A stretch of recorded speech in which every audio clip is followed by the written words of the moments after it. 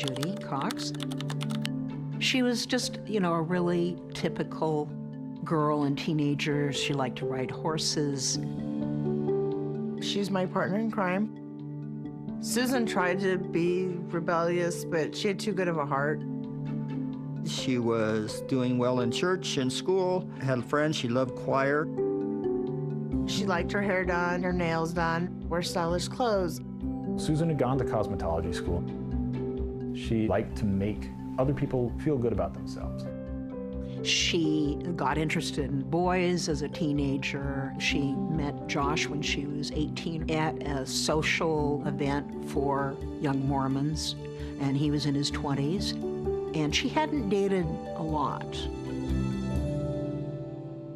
In the Church of Jesus Christ of Latter-day Saints, if you are unmarried, you can attend a congregation that is for other unmarried individuals. And so Josh and Susan are both kind of circulating in this singles crowd. There are these incredible home movies taken by Josh's dad, which were later released by police, that show the couple's blossoming relationship. You'll cut that out of the tape, right? When I first met Josh, guess I thought he was cute. He was very confident, and he thought he could get any girl he wanted. Susan said that he was treating her really well, and he cared about her, and he promised he'd make her happy.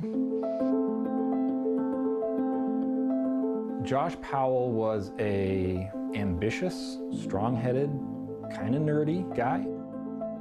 Just tall, dorky, his head's too big for his shoulders. He just looked awkward. He's got a job, he's got his own place, and he's going to college, sounding pretty good.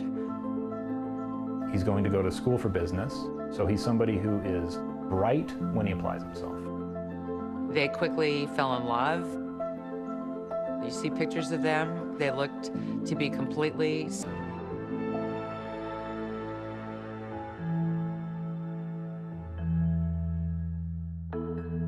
Those videos also capture Josh and Susan's wedding and the home life they built together after.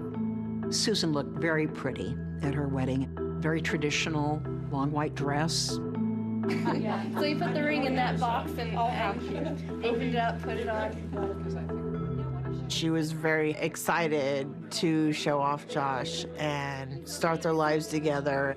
Let's see the ring. Let's see that ring. Hold your hand up, please. It's a young person's love story.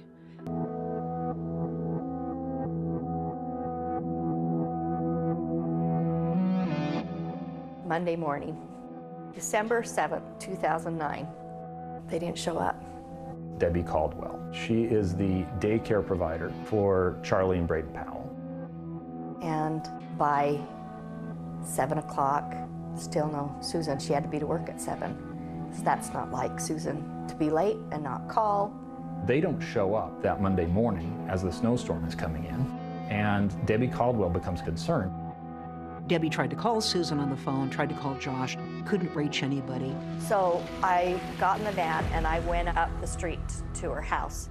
And as I pulled into her circle, there was no tire tracks in the driveway. So I pounded on the door and I got no answer. So Debbie calls the emergency contact, which is Josh's sister Jennifer Graves and Josh's mom, Terry Powell. The conclusion that we came to was carbon monoxide. They're probably dead in their beds. We ended up calling the police. 911, what is your emergency? My son and his wife and their 2 children are not responding to calls, so they're not responding to people pounding on their door, and there's no tracks coming out of their driveway. I was worried that maybe gas has been left on or something like that. And a couple of officers come out on a welfare check. They determined that the best course of action is to break a window to see whether or not the family is in there. And they said, we'll go in if you'll pay for the window. And so we said, yeah, absolutely. They'd find evidence that pointed to some unusual circumstances. Why would that be here? That just wasn't a normal thing.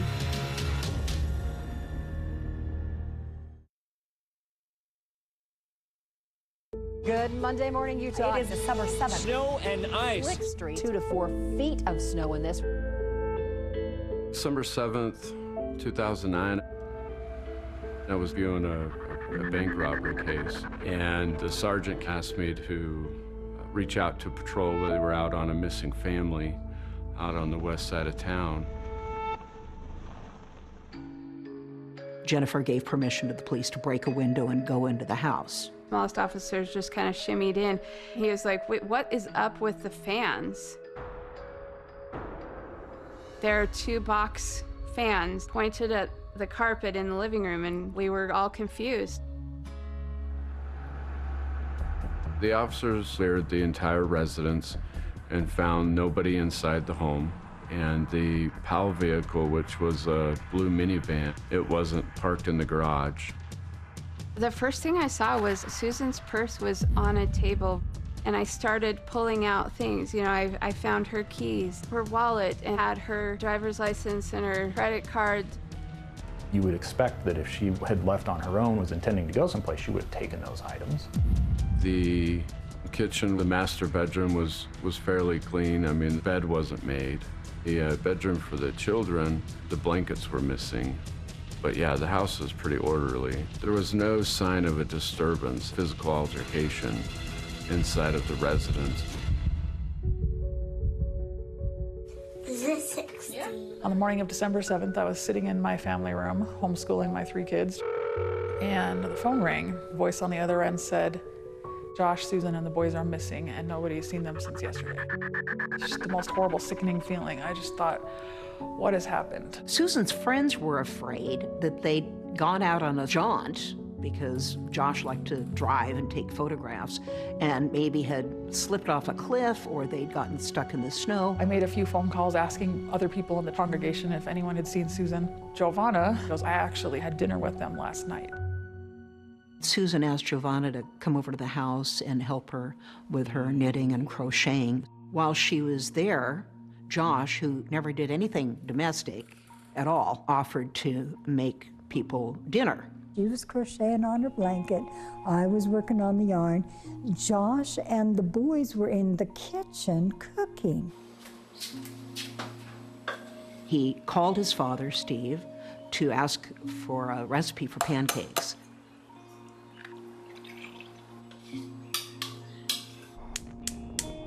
Everything he did was a little bit different routine than anybody else would have. He made them one by one.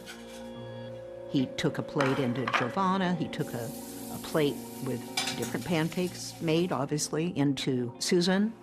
He and the boys ate at the table, and he brought our plates into us in the living rooms. I think that was probably very unusual. I never ever witnessed them ever eating in the living room. Shortly after that, Susan began to not feel well. Susan laid down, and Josh sort of suggested to Giovanna that it was time for her to leave. He was going to take the boys sledding, and he and the boys actually drove out before I had finished putting on my seatbelt. That was the last time I saw anybody, or around 5.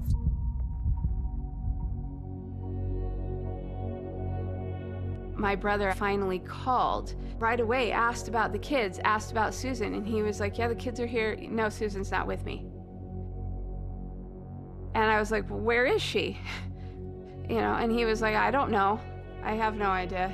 Like, she went to work. Josh drives all the way south to a place called Point of the Mountain, and he places a phone call to Susan's phone. Hello, Susan.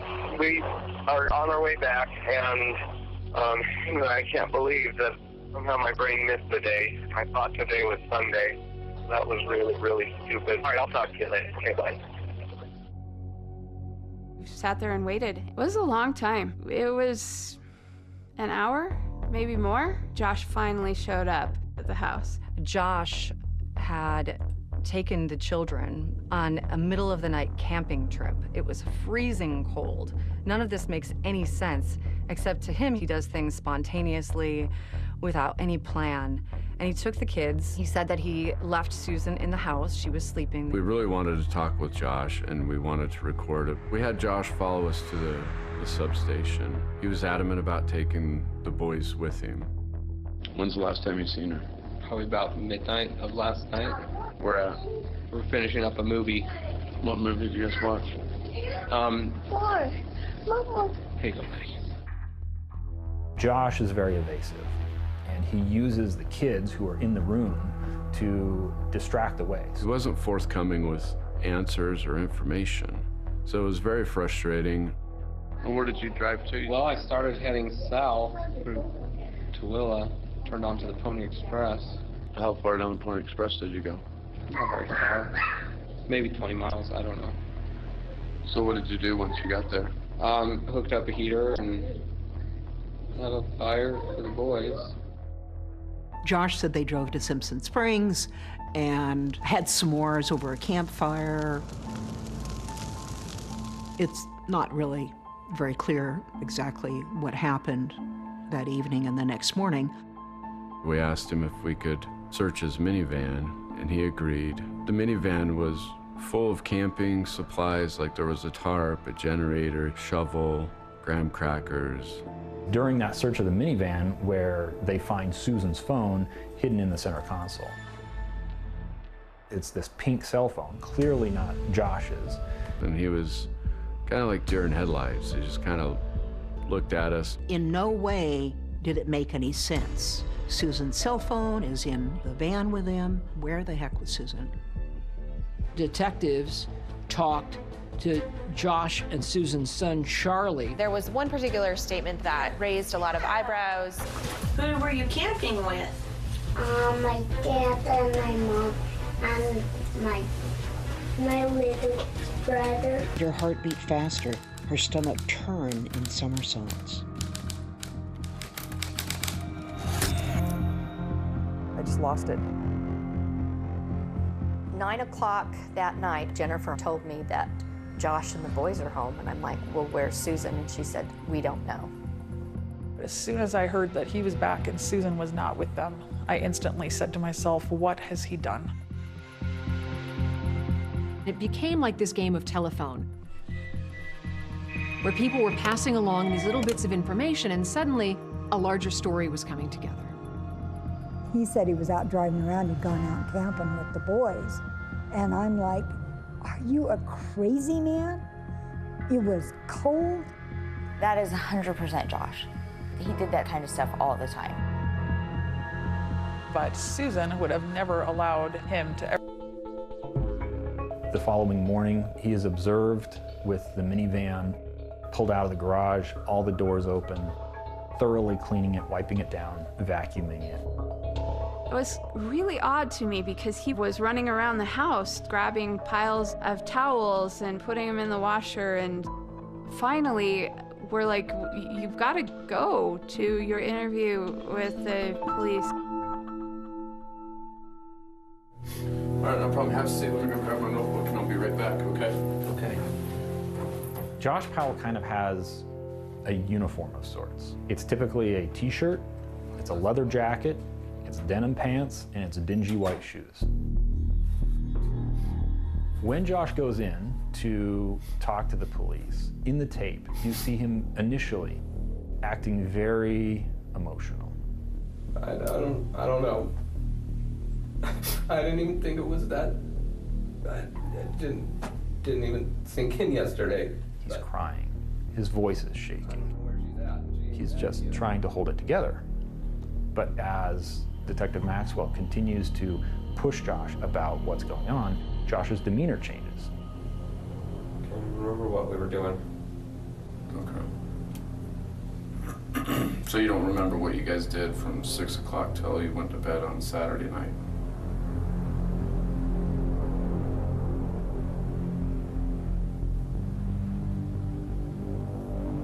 I just don't remember what activity we were doing. Josh is not a participant at all in talking about his missing wife. Shows no urgency in getting out to go look for her. During the day, but... Have you checked any places where she could be? I haven't had much of a chance to do any of that yet. He asks police no questions about what they're doing to find her. Jack, what places should we go check to see if we can find her? Beauty supply? I don't think she would be there, but she likes them. And he offers no suggestions, really, about where they might look. Okay, let me ask you this before you go. Go ahead and ask one last question. How am I going to find your wife without your help? While I'm interviewing him, another colleague conducted a child forensic interview. Right there. Yeah. Good job. It's got nice lights, huh? Pretty. We went to the Children's Justice Center, and they were able to interview Charlie. Braden really wouldn't talk to them. Okay. Well, what did you do last night? Go camping. You went camping? Who were you camping with? My dad and my mom and my little brother. The children said, Mommy was in the van but didn't come back with us. A pretty significant thing for a 4-year-old to tell a detective. We got in the airplane, and the airplane went to Dinosaur National Park. Oh. You went to an airplane yesterday? Charlie's interview is perplexing because he says a lot of things that don't make much sense. Okay, so Charlie, when you guys came home from camping, who came home with you? My dad. And? And my mom stayed at Dinosaur National Park. My mom stayed where a crystal are. There was one particular statement that raised a lot of eyebrows. Mommy is with the crystals. And how some people interpreted that was that the boys had been with their mom and she was not alive. Your children are telling our detectives that Mom went with you guys last night and that she didn't come back. She did not go with us. They know that she didn't go with us. So your kids lie then? Do your kids lie? Sometimes they do. With children, they're going to go from threads of truth and reality to fantasy. And maybe things that happened long before Mom disappeared, they're still in his memory and in his mind sort of fuses together. She was not with us. I didn't leave her at the Pony Express. I didn't just take her out and drop her off or even do anything. I do want the lawyer, because at this point, I definitely want the lawyer. Could have I went and booked him into jail? Yeah, I could have. But we wanted to find Susan, so we were putting a GPS tracker on his van. We want him to be out and about and see where he goes. Instead of picking up his van, he went to the airport. He rented a Ford Focus. And he vanishes in that rental car for 18 hours. And when he returns that rental car, it has an additional 807 miles on the odometer. To this day, we don't know where Josh went. Very quickly, the police realized that Josh was lying to them, that he was evasive, and he was not acting like a bereaved husband. When detectives spoke with Susan's friends, there was a very different picture of this marriage. She went to see a divorce lawyer, and he told her to make a videotape. This is me, covering all my bases.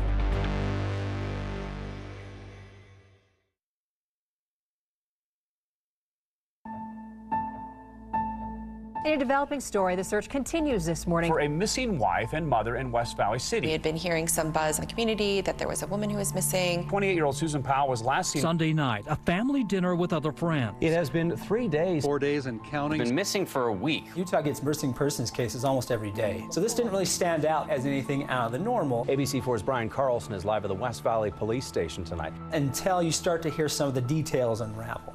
We've learned the search warrants for the Powell's home have now been sealed off. It's strange that he came home with the kids and not her. West Valley City Police calling this one a puzzler. Call it suspicious. Not even a clue. If you see her or know anything, please contact the West Valley Police Department. Her friends and family were just starting to ask questions. They were out there with flyers, just trying to find out where she might be. Volunteers fanned out, handing out flyers of Susan Powell. Josh, after Susan went missing, He went from the guy who was talking about everything and knew everything to somebody who said nothing, knew nothing. And a husband who says he does not know what has happened to her. We know the answers are out there, and we need those who know where she is and what happened to come forward. I held a candlelight vigil a few days into her disappearance, and Josh came to that late. After the candlelight vigil was over, Josh Powell did show up here in the park with his 2 children, but he quickly left without saying anything. Charlie had come up to me and he was telling me, "Debbie, my hands are cold, my hands are cold." And Josh scooped Charlie up and kind of pulled him away like this. And reporters were trying to chase him through the snow, and he was walking away from them. You were camping with the boys? I have to go get my boys. There was no point at which Josh ever seemed to even be concerned that Susan was missing. If he wanted to help on the website, he should have detailed a timeline. He never participated in any of the massive, massive efforts that myself and relatives and friends launched to put out flyers in malls and parking lots. He didn't seem like he was engaged at all in what was going on. It seemed like his mind was somewhere else. He spoke very briefly with local media. I've been trying to figure out what I can do so I don't sit idle. I'm dealing with this repeatedly. People were upset that he didn't seem upset that she was missing. And so people thought that's because he's guilty. Josh, will you give us a comment today? Pointing the fingers at Joshua, I don't want to do that.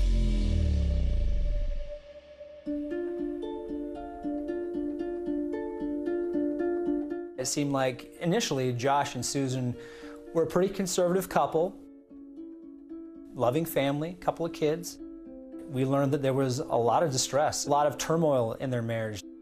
He controlled the money, even though she was the breadwinner. Josh is very willing to spend money building himself a fancy computer. Susan doesn't get that privilege. There's my new printer. With the drawers underneath, shelving. It's sad to look at that family and know now what was actually going on.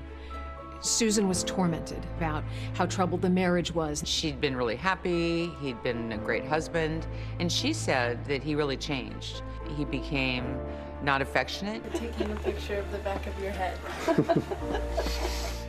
Awkward to talk about, but they also had issues, you know, in the bedroom. Susan was this beautiful girl, but Josh just was not interested in her sexually. It was just really weird.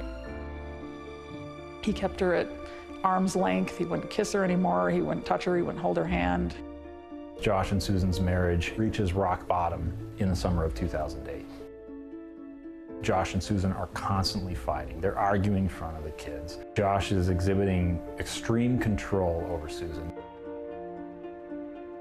She said one time we were having a screaming fight and I shoved him, pushed me back, and he goes, "If you ever do that again, I'm gonna hit you." But she said he never did. Susan's now starting to think about, I've got to get out of this marriage. She went to see a divorce lawyer one time for a free consultation at my advice, and he told her to make a videotape of everything in your house. This is me. July 29th, 2008. Covering all my bases, making sure that if something happens to me or my family or all of us, that our assets are documented. And here is our safe. Got all sorts of files, financial information, speakers, 5.1 surround sound. Broke this and threw all my DVDs and made a mess. There's a hole in that wall. Beautiful diamond necklace my mom bought. Jade, that's a family heirloom. Not worth thousands of dollars, but I have assets. Hope everything works out and we're all happy and live happily ever after, as much as that's possible. After she would email me a lot and just say it, I want to do everything in my power to save my marriage before I walk away. Josh had warned her, if you divorce me, you'll never see the children. So she stayed. Police ended up discovering the safety deposit box that Susan kept secretly from Josh at the bank where she worked. In it, they found a DVD, some savings bonds, and there was a makeshift will and testament.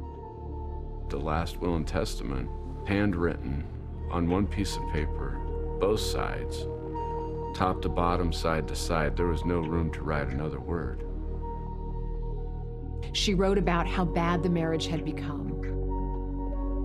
She talked about a $1 million life insurance policy that Josh had taken out on her.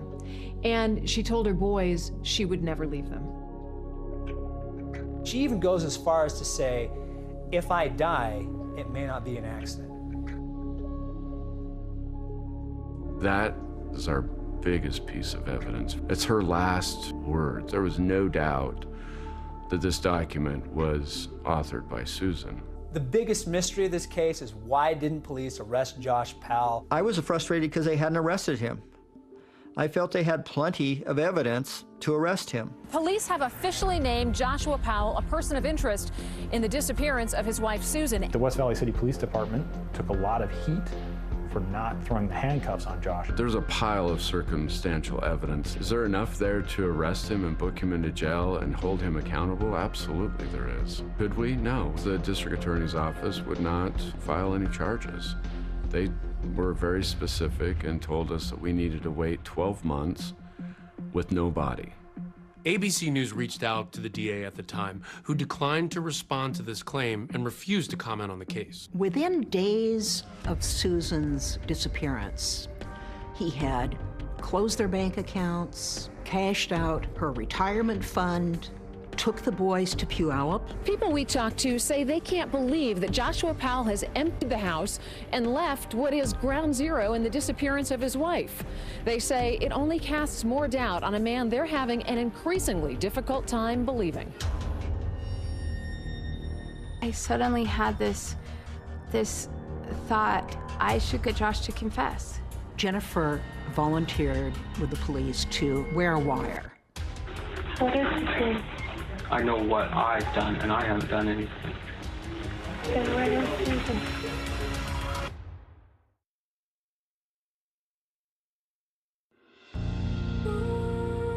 For right now, you just endure and take each day as you can. When Josh told police he took the boys camping in the middle of the night in Utah's West Desert, police started their search there. Detectives are scouring rocky hillsides and abandoned mine tunnels for any signs of Susan Powell. But police for months and months would search these mines, taking K-9 teams. And West Valley police detectives say they plan to survey as many as possible. The most intense part of this search is happening right at the bottom of this hill. Investigators are swarming the high desert. Josh told somebody that the best place to dispose of a body would be in a mine. This is one of those abandoned mine shafts in which detectives went through. Nobody'd ever find him. It's like finding a needle in the haystack. A lot of questions still unanswered at this point. There's a big part of you missing, and you want to know the truth. But the family won't give up hope. There is still purple ribbons at their home.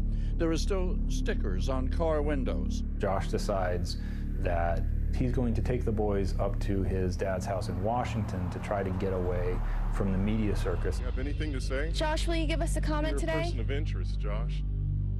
Josh's dad, Steve Powell, he takes control. He shields Josh from the media and becomes his most ardent defender. I call it Fort Powell because it became a fortress. They had the windows, blinds drawn. They kept the house dark inside. When the media would knock, they'd open a crack and say no. They weren't talking to anybody. Hi, I'm trying to find Josh Powell. They were just their own little country. Josh isolates himself from the world. He's not talking to police, he's not talking to media, he's certainly not searching for his missing wife. I suddenly had this thought, I should try and get Josh to confess. Even Josh's sister, Jennifer Graves, doesn't believe him. So she goes to police and she volunteers to wear a wire and go inside her dad's house. They were just about to have dinner and we went in and the boys were so excited to see us. My birthday! It is! It's your birthday, Charlie! I didn't know exactly how to force this confrontation with Josh. I'm hearing rumors that you'll probably be arrested soon. Well, I don't know. Suddenly, I just shoved Josh into the bathroom. And at that point, I was like, drop all pretense. Just tell me where her body is. We tried to cover it up. Where is Susan? Jennifer did a phenomenal job. I just don't believe it anymore. I can see it in your eyes. There's something there. You're wrong. Well, like I say, I think you just need to confess now and get it over with. Don't be ridiculous. I know what I've done, and I haven't done anything. I've already told you the truth. Every fact. I'm not going to violate my attorney's direction. He still wouldn't budge. He still would not give me anything. I was so frustrated. Eventually, Steve kicked Jennifer out of the residence, calling her derogatory names. You are a bitch, is what you are. You talked about your brother and my son that way. I regret not getting the confession, but I don't regret going. This is Good Morning America. And joining us now, Susan's mother and father, Judy. Susan's parents, from the moment she was missing, they were very involved with the press. Suspect your son-in-law, your grandchildren, what they saw. But very quickly, the tone changed. We made a conscious decision. The politeness wasn't working, so we basically called him out. Josh is a desperate person. He has no valid explanation for where he was. Chuck Cox and the family, they're putting the purple ribbons, they got the billboard outside the neighborhood. All these things, I'm sure, are driving him crazy, but for 18 months he sits in isolation and doesn't talk to anybody about it.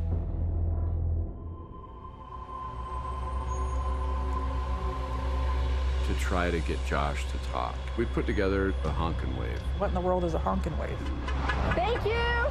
And he said, you make these, you're gonna get these huge signs, and you stand on the really busy corners and get people to honk and wave to show their support. Thank you! It can cause anxiety and disruption in your suspect's mind. People start to do things as the stress tends to build. They picked a busy street near a store that they knew Steve and Josh shopped at, and Chuck and Judy and others were out there with signs and everything. And there were television cameras there. We're not gonna stop looking for her no matter how long it takes. They had these shirts with Susan's face. I think it said, "Have you seen me?" And they had these big posters, and they were waving and balloons and handing out flyers to cars as they went by. Steve pulled by, and the next thing I know, he's stomping over towards me. You can't do this. This is a store that I shop at. The only places where they've passed out flyers about Susan, the only place where they've put up billboards, the only place where they've duct taped flyers to light posts. How is you coming here helping to find Susan? It isn't helping to find Susan. How is your standing at our neighborhood market helping to find Susan, Chuck? An extraordinary, personal, and very public confrontation that erupted in the middle of the search for Susan Powell. Several family members were clashing in front of the cameras. Been all over the media. If somebody has seen her, then they can report to the police. And you're only going to do this. Which other stores are you doing this at, Chuck? It was ugly, it was weird, it was really contentious. I was waiting for the cops to come and haul one of them away. Since you come out against my family. Then Josh showed up midway into this confrontation on the street corner, and he had the boys in the van with him. Chuck Cox uses my sons as pawns in the media to drive whatever message he is trying to drive. Are you doing okay? Yeah, that's all right. I get a call from Josh. We were telling Josh, okay, are you going to do this interview or not? And he finally said yes.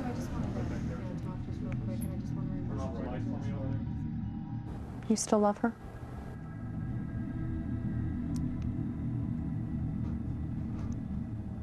Yeah. He seemed very distant when I spoke to him. He had a hollow look and a stare that I wondered, is he trying to intimidate me? Josh, did you kill your wife? Then there was Steven wanting to be interviewed, and he ends up revealing the biggest bombshell. There were just sexual things going on between us. This is your daughter-in-law. We were watching this on TV, and our jaws just dropped.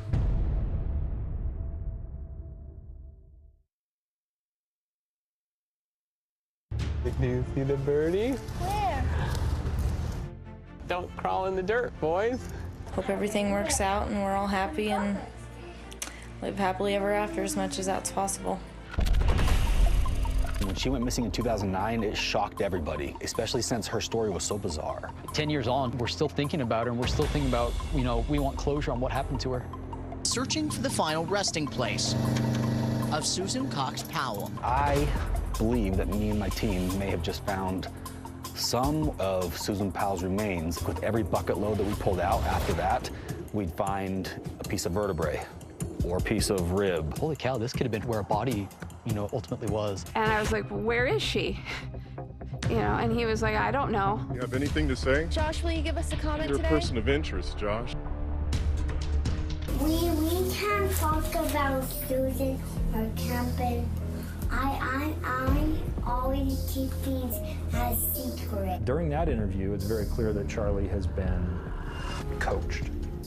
He looked more and more like a psychopath. He was running out of places to hide. Slams the door in her face and locks it. This is a story you can't write in a Hollywood script. No one would have thought in a million years that's how the story would have ended.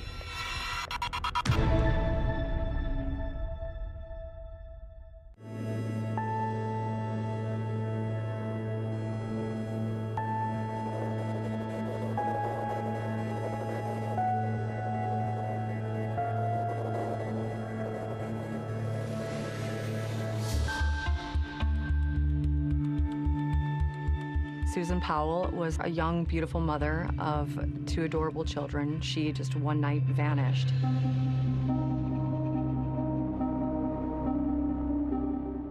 Detectives have named Josh Powell a person of interest in the case. He did some local news, some ambush-style interviews where they would ask him something on the fly. And You were camping with the boys? I have to go get my boys. But he never really sat down and talked about what happened. I'll never forget the first time that I met him.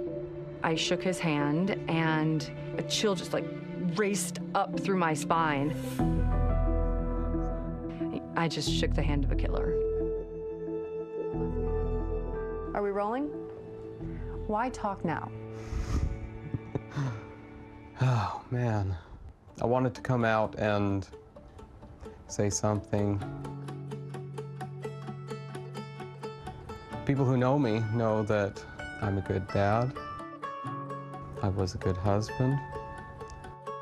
I provided for them. Susan also contributed. Nothing he told me during that interview convinced me that he was not part of what happened to her and why she disappeared.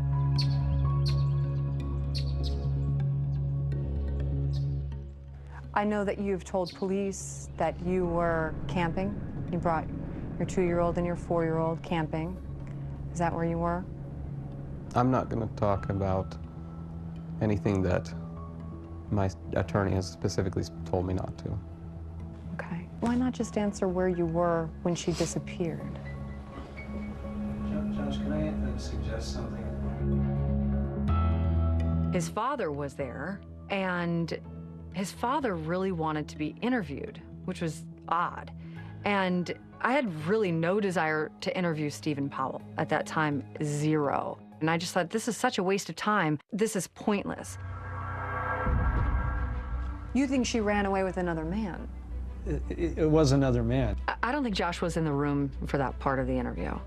And before you know it, he ends up revealing the biggest bombshell out of all of the interviews that I had done in out of the whole case. What makes you think that she would leave her kids, her 2 young sons, and run away with another man? With another man. Susan was very, very sexual with me. She was very flirtatious. I mean, she did it. I did. I mean, we interacted in a lot of sexual ways because Susan enjoys doing that. But this is... I enjoy doing that. Why are you telling everyone that? That's not to your benefit, but somehow in my dad's own twisted mind, he thought that that was the greatest strategy to keep the dogs off Josh or something. I don't know. One day we were at an animal park. I was holding Braden in my arms, and I had my hands like this. The part I remember is that Susan came over to take him from me, and instead of just reaching out and grabbing him, she pressed her breasts against my hands, tightly. And she wouldn't let my hands out. And that's nice. It was a cold day, so it was a nice, warm feeling. Give me a break. But he loved to talk about it.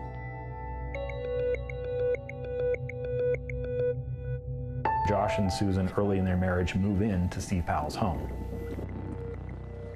Susan had often referred to her father-in-law as creepy, but she, I don't think, had any idea how creepy the man truly was. No, I'll do this. And during this period of time, Steve Powell is constantly filming Susan. This is a man who is collecting video for his own perverse gratification. Because Steve Powell is a voyeur. He wrote a number of songs about Susan. Stephen Powell even recorded them and posted them on his website. I can love you in a secret way. I can love you each and every day. He had a pseudonym he used, Steve Chantre. While Josh and Susan were living with my dad, there was a point where she was alone in the car with my dad for a short time while Josh was in the house, and my dad actually hit on her. He has put his camera in the bag on the center console and left it recording. And so the audio of this conversation is captured. I've really fallen in love with you. You know, for the last year and a half, you're about the only thing I can think about. And just, for example, when we were sitting on the couch, it just felt like you were very, you know, I mean, I was extremely aroused, and I think you were somewhat aroused, at least I thought. I don't know where you're going with this.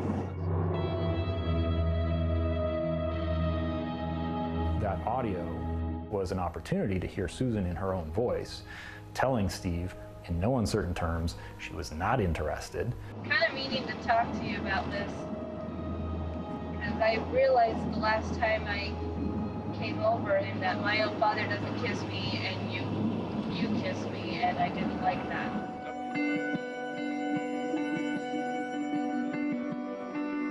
She was extremely upset about that and disturbed, but even more disturbed when Josh just said that that's his dad. I mean, he was obsessed with Susan. He was absolutely obsessed, and he wanted to talk about it. To me, this was the headline. And it also put a target on Stephen's back. And maybe he had something to do with this. The focus was less on Josh, and it shifted straight to Josh's father because it was so creepy. That was my big takeaway. Police raided the home of her husband and father-in-law, seizing several computers and sealed boxes after those disturbing allegations made by both of them right here on GMA yesterday.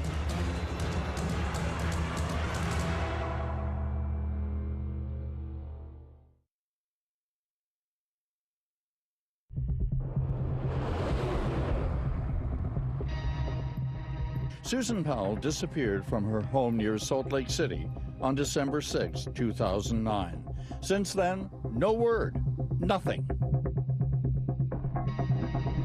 The Powells, they had this entire campaign of their own, and it was to make Susan look bad. It was to make her look like she was promiscuous, like she was looking to leave the marriage and abandon her children. Susan Cox kept a diary, a secret diary. Let's stay focused on the journals, okay? Because I think that's very interesting. I believe that Susan had a liaison with somebody who disappeared the same week she did. She was very open sexually, and when I read her journals, it's clear that most of the relationships she got into with males were ones that she initiated. Basically, Josh and Stephen, on their own stupidity, were telling, hey, this is, you know, the Holy Grail. This is telling us where Susan is. This is telling us how Susan acted. So that gave us the nexus through the judicial system to get into the house.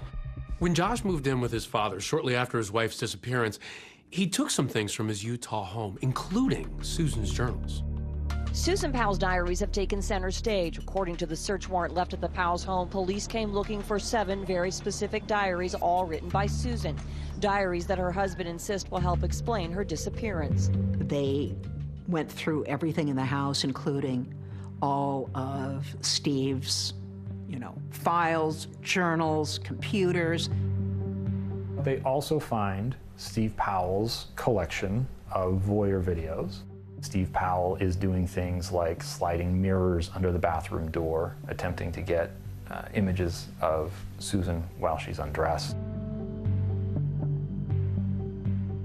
I love putting her underwear against my face, just smelling her scent.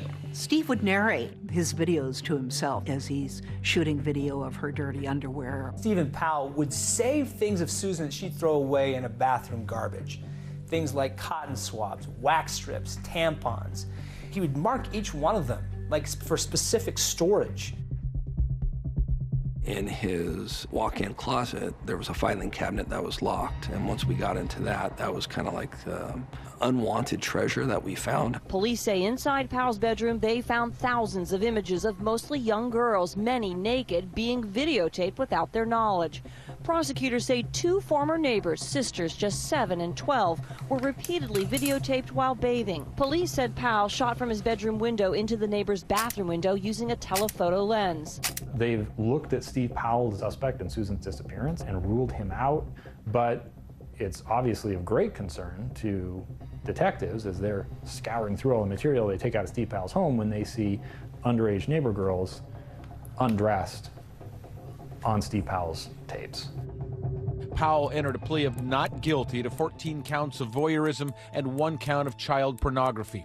Stephen Powell was eventually convicted and sentenced to 5 years in prison for possession of child pornography. Because of all the things that the police encountered in the search of the Stephen Powell home, it became apparent eventually these boys were at imminent risk of harm. The best part that came out of the search warrant with Steve's house was Child Family Services of Washington stepped in and shared with us that they would take custody of the children.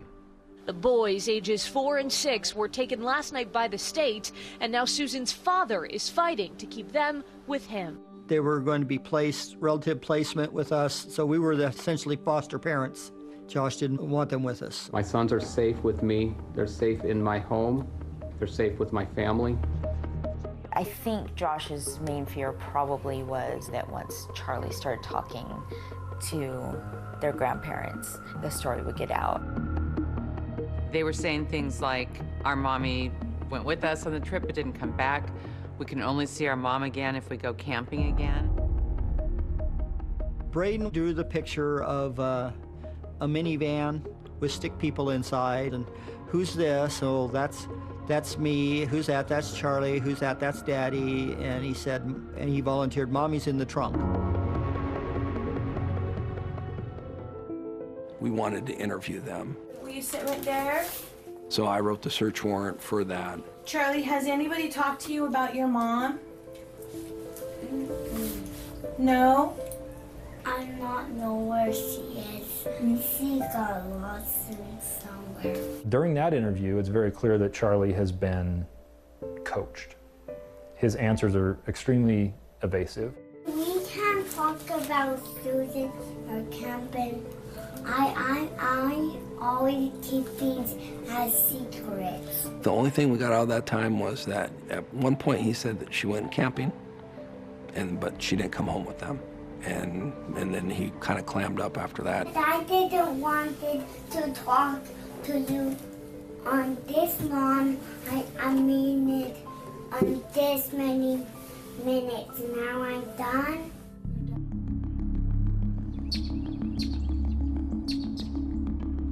While the Coxes were fighting for custody of the kids and had temporary custody of the boys, they were still essentially wards of the state. Washington State had control over these children, and the Coxes were glorified foster care. So the boys are living with Grandma and Grandpa, and Josh is getting supervised visitation with the boys. The visitation is at first understood to be taking place at a secure third-party facility, but in short order, Josh takes steps to rent his own house, and he begins pushing the social workers, asking them if they can move visitation to this new house that he's rented, because it's not Steve Powell's house. It shouldn't have the same concerns. I think the boys were ones that originally told me, hey, we got to go to Daddy's house or something, and I went, oh, really? I was concerned about that. They were very excited. They were thrilled about the new house, and they were thrilled about the yard at the new house. I am in their best interest as their father, that I should be raising them. Through December into early January, he was confident that his reunification motion was going to be granted. Who has custody of your kids? Well, that was doomsday for Josh Powell. This is a story you can't write in a Hollywood script. No one would have thought in a million years that's how this story would have ended.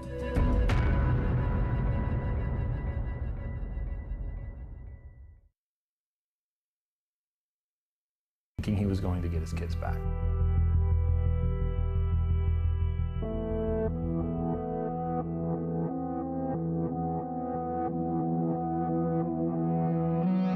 I was pretty positive that Josh was the one that killed Susan.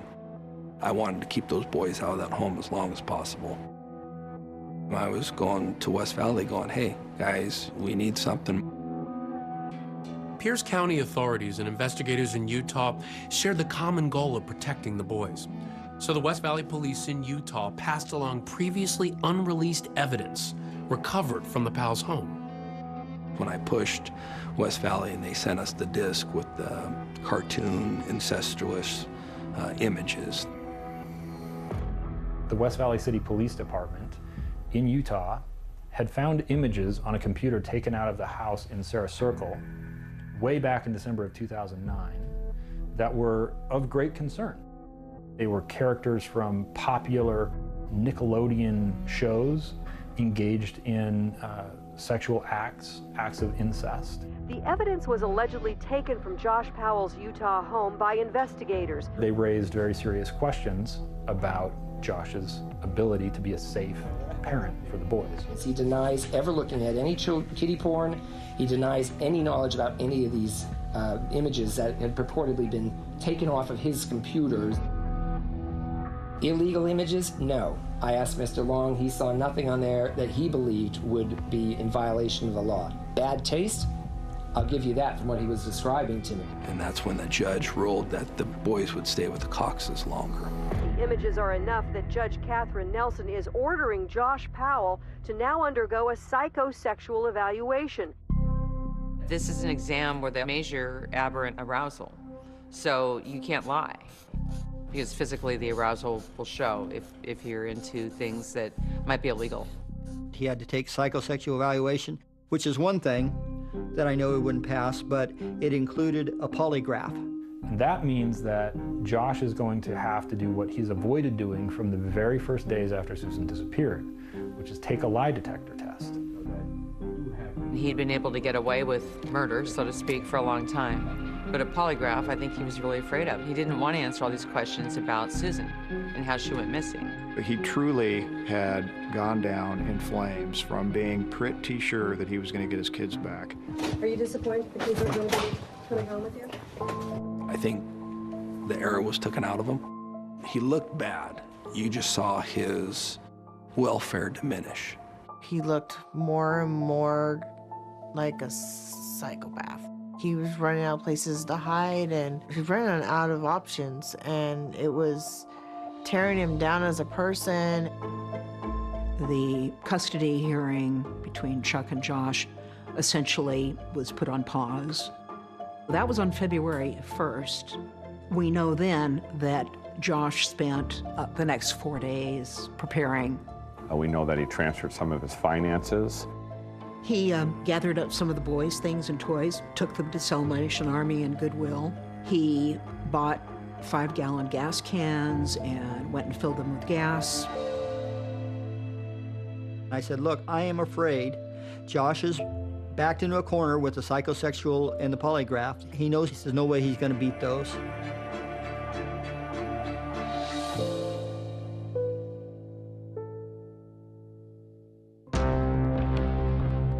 So the morning of Sunday, February 5th, Chuck had gone to church early. I knew they were going for their visit, and they were making it clear to my wife and myself, we don't want to see him today. No, we don't want to go. I picked up the boys. They were waiting with their grandmother, and I expected to return the boys in about 4.5 hours. And things just go very wrong.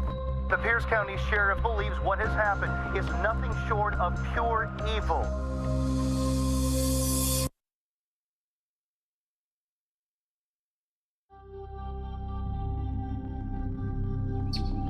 This is a story you can't write in a Hollywood script. No one would have thought in a million years that's how the story would have ended. When you talk about a tragedy, this is it.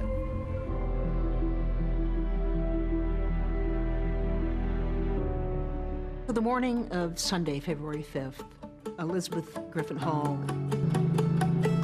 arrived at the rental house, parked out front, and as children do, Charlie and Braden got out of their car seats. They rushed to the front door, which is what they always did. I was 1 or 2 steps in back of them.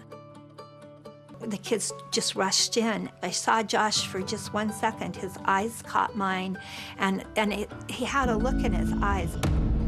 She looks him straight in the face. He slams the door in her face and locks it. I knocked and I knocked and I rang the doorbell and I started yelling at Josh, let me in. And I heard him say, Charlie, I've got a big surprise for you.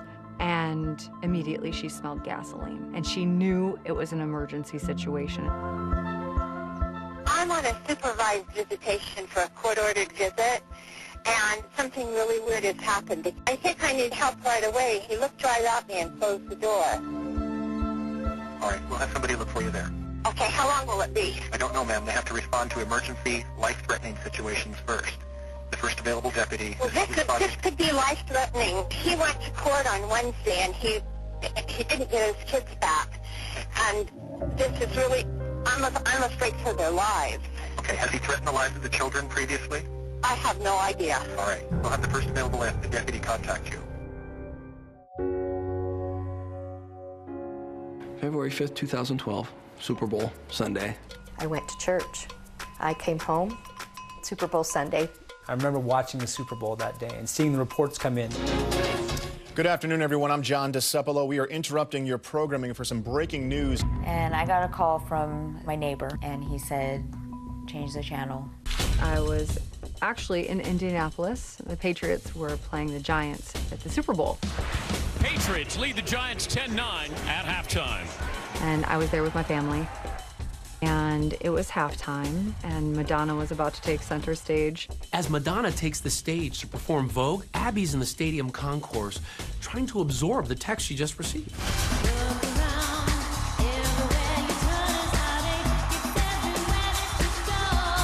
I get a text, pops up on my phone. There has been a fatal explosion at the home of Josh Powell.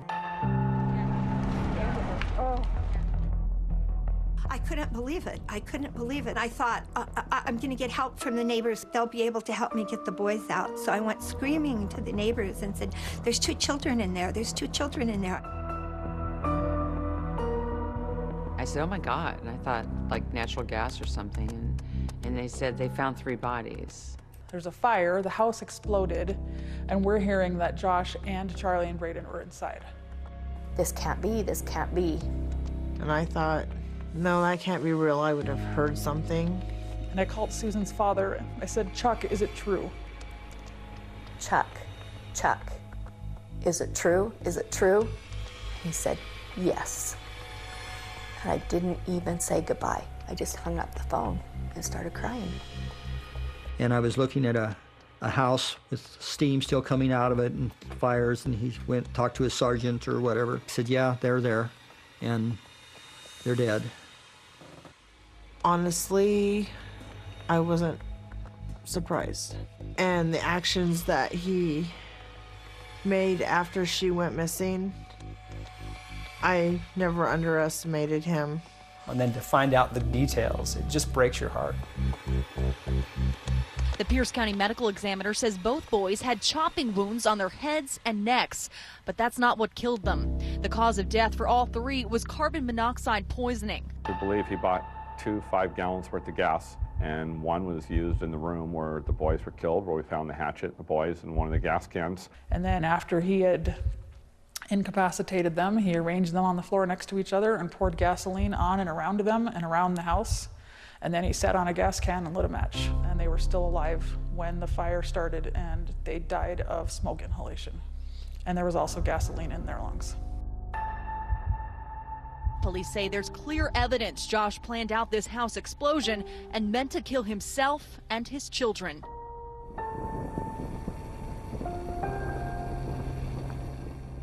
The morning of the 5th, he sent a couple of text messages and voicemails to people, essentially saying goodbye. His sister Alina found one when it was too late to intervene after the explosion. What did he say? I think he said, "Hello, this is Josh." I am not able to live without my son, and I'm not able to go on anymore. I'm sorry to everyone I've hurt. Goodbye. When you heard the audio recording, what did you think? What did you make of that? I thought he had lost all hope. To find out that, you know, he used the axe first, and to find out that he said to them, you know, I have a surprise for you. Any little bit of doubt that anyone could have possibly had that Josh killed Susan had to have gone out the window. The fact that he could have done that to his kids. This wasn't tragic. This was deeply wrong. This was evil. You do not kill little kids. Police are convinced the explosion and fire that destroyed Josh Powell's home is a murder-suicide. I don't know anything else I could have done. And they're still dead. My daughter's still missing, and now the children are dead. I had them safe. They were in my care. They were gone. I was frustrated with the Child Protective Service Agency.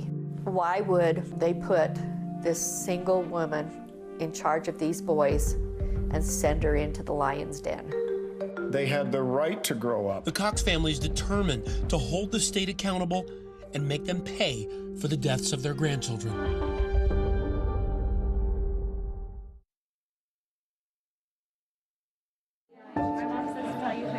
You'll cut that out of the tape, right? Hey, Braden. Hold still. That's the saddest part, is you look at photos of Josh and Susan, Charlie and Braden, and you think about what could have been. Those boys deserved to grow up, and they never got the chance. We've been robbed of 3 precious lives, and it's just unthinkable that the same person did it.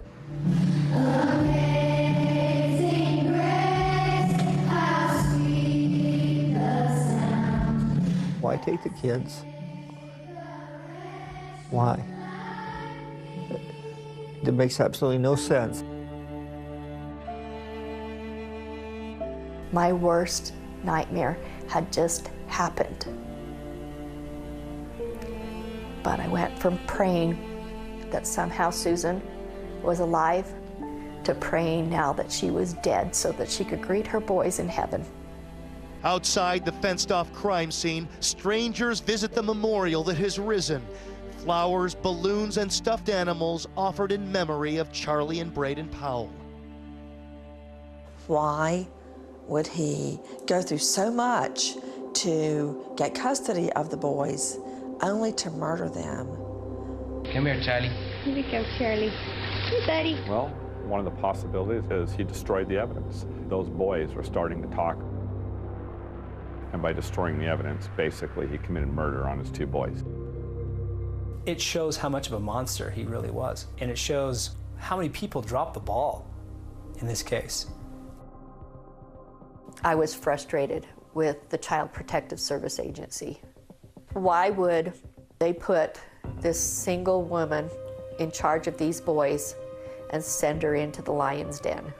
It made no sense to me. I wanted to get the kids no matter what. I wanted to get the kids. If I could have gotten through the door, I would have. She did what she could. She did everything right. There's no blame on her at all. Anybody puts any blame on her, it's misdirected. The Coxes have filed a lawsuit against the state of Washington on behalf of Braden and Charlie.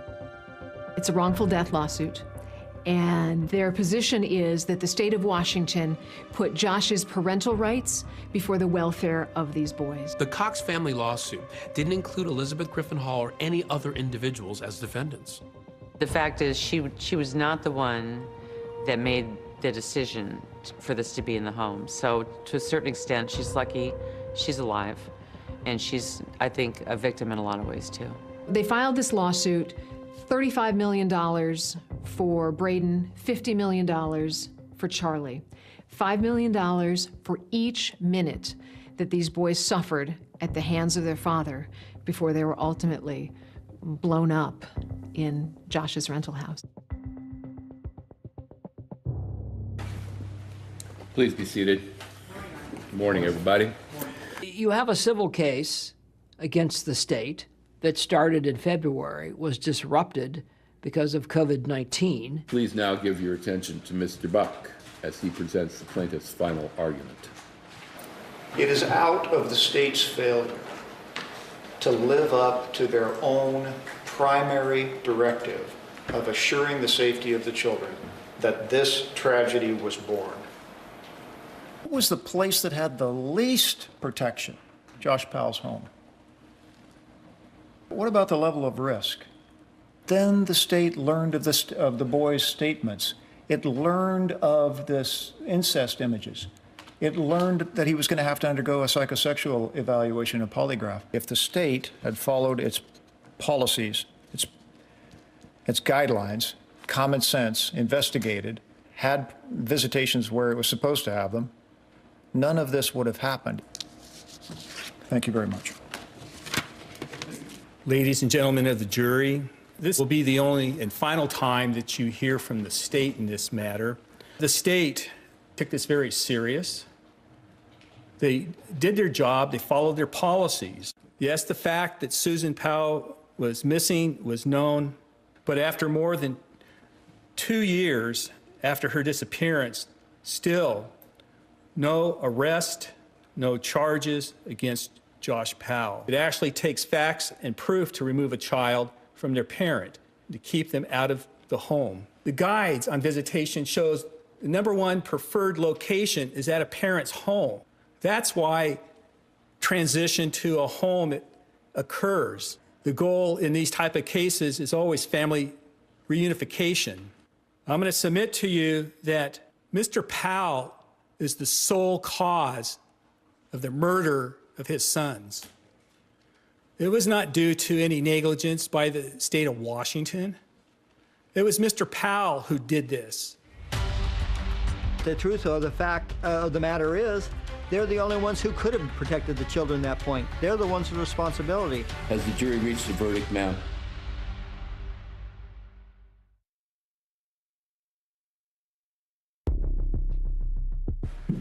All please rise. Please be seated. Court is reconvened. Has the jury reached a verdict, ma'am? If it pleases the court, we have. Was the state of Washington negligent? Answer, yes. What do you find plaintiff Charles Powell's total amount of damages? $57,500,000. Braden Powell's total amount of damages, $57,500,000. For 8 years, the Cox family has been trying to find justice. And it took us a long time. And we took a long hiatus with the pandemic. Today, justice has been meted out. What I intend to do is use the award to try and help other people in that so that we can save more children. Jury members told ABC News they didn't believe any one individual at Child Protective Services was responsible for what happened. They blame a systematic failure for the tragedy. It just came down to this. You cannot have reunification, as your goal at the expense of child safety. And, lawsuits change things. Brown versus Board of Education, Roe v. Wade, that's how things change. So 2020 reached out to several agencies in both states, and they declined to comment or refer us to other departments. In the end, we were unable to get an answer to our questions. Could the actions of these agencies, or their inactions, have contributed to the murders of Braden and Charlie Powell? My heart absolutely breaks for Chuck and Judy Cox. Think about what this couple has gone through. They lost their daughter. Both of their grandbabies were horrifically butchered. And the only 3 people that could shed any light on this are dead.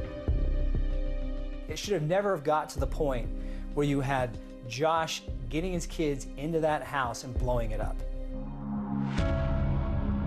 Josh's actions are definitely an admission of guilt.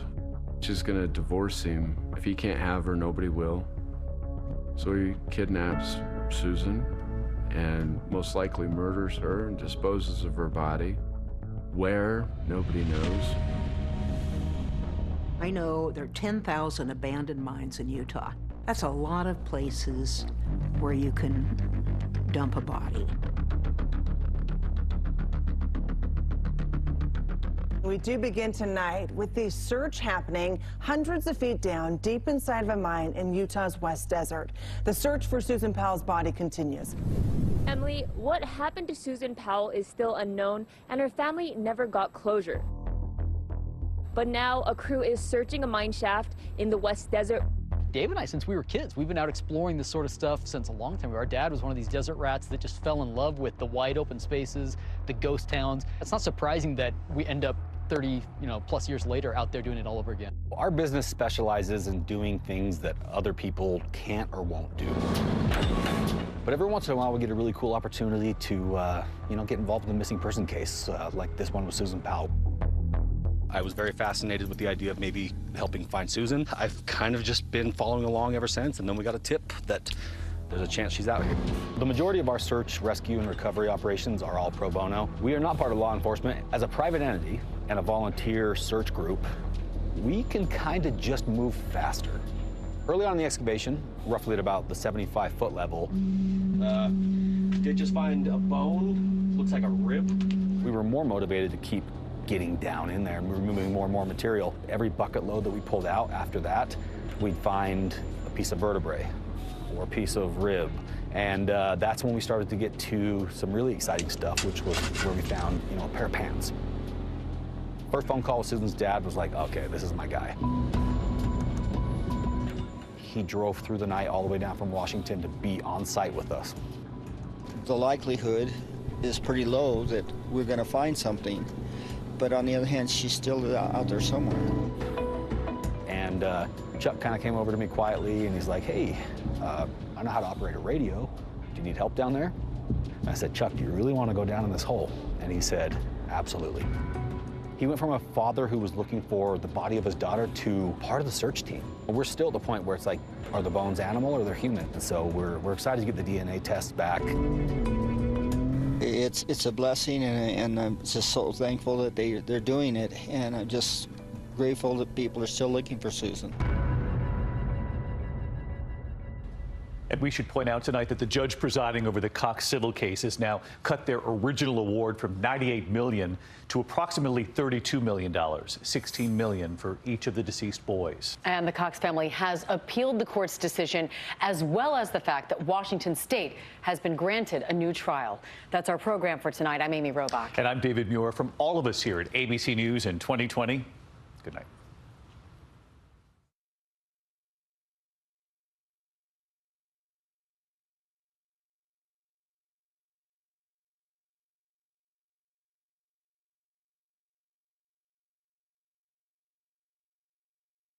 Five-year-old Lita McClinton is suddenly awakened. It's around 8:15 in the morning, and she heard the doorbell ring. And she tightens up her rope and goes downstairs to open the door. And I think she was probably not going to open it, but she looked through the keyhole and saw that the person had a box of flowers. There was a man standing at the door, holding a long white box of long stem roses that had a big, thick pink ribbon around it. So she receives the flowers, thinking that this is a delivery. She was really excited. She thought that it was a gift from one of her friends. In a sea of red brick townhouses, Lita's white one stands out. Her best friend Poppy and 3-year-old daughter have spent the night and they are still in bed upstairs, just waking up. Poppy hears her say, "Good morning," to the man at the door. The flower delivery man produces a handgun. He fires a shot. She actually put the box of roses in front of her face. The second shot went right through the center of her head, and she fell with a large thud. Lita's friend Poppy was upstairs with her toddler. And right away, she grabbed her daughter and hid her into a closet and said, "You gotta be quiet, quiet as a mouse." Because she didn't know if the gunman was gonna come for her. Lita's neighbor hears the shots, then sees the guy running like a bat out of hell, just booking it out of the complex, and he calls 911. The first police officer is only a few blocks away, and he gets Lita's been shot. Lita's mother called her husband. When they went to the hospital, they were put in a separate... Intentions, not murder. So when the shooting happened right here, neighbors were shocked and on edge. Sullivan was found in the doorway of her townhouse, shot twice in the head. It's pretty surprising that in this area, those kinds of things probably wouldn't happen. How did you learn that Lita had been killed? I ran to the TV because I heard Sullivan on Slayton Drive. Police say a box of roses was found near her body. The gunman apparently posed as a delivery man. And I said, "Oh my God, that's Lita." Detectives on the scene found a bullet fragment, 2 shell casings, and the box of roses. 2 gunshots from a 9mm penetrated the box. The weapon was never found. To this day, it's never been found. In this case, you had just a minor amount of evidence. At the time, it was the top story on the news, and law enforcement officers felt a great deal of pressure in order to bring Lita's killer to justice. For years, Lita's case was cold, buried underneath the weight of unanswered questions and fading memories. I'm Deb Miller-Landau, and I just wrote a book called A Devil Went Down to Georgia about the murder of Lita McClinton Sullivan. I covered this story for Atlanta Magazine back in 2004, and the more people I talked to, the more that I researched, the more I felt like I began to know Lita. So talking about the day that she died feels personal. The case was also personal to Clint Rucker, the prosecutor. When I came to Atlanta to meet up with him, I learned that one of his passions is puzzles, working from the outside in, which also translates to solving homicides. Where do you begin? How do you start to connect? When I'm putting together a puzzle, not only in real life, but also a murder case, I make an assessment about what it is I'm working with. I start to identify pieces of the puzzle that are foundational. Lita's murder case looks like a true crime story, but it goes a lot deeper. It's a story about love and loss and greed. Lita had been reared in Atlanta's Black Elite. On the surface, she was living an Atlanta dream. A prosperous upbringing. A very prosperous upbringing. The expectations for her life were pretty high. Black women have had to be exceptional in order to be seen. And that was the case then, and I think it's still the case now. One thing seems certain, a murder of this kind is personal. Was there a feeling that this had to be pretty calculated? Police knew almost immediately Lita Sullivan was the intended victim. Who would kill this woman? She wasn't robbed. Somebody came to the door with roses and shot her dead.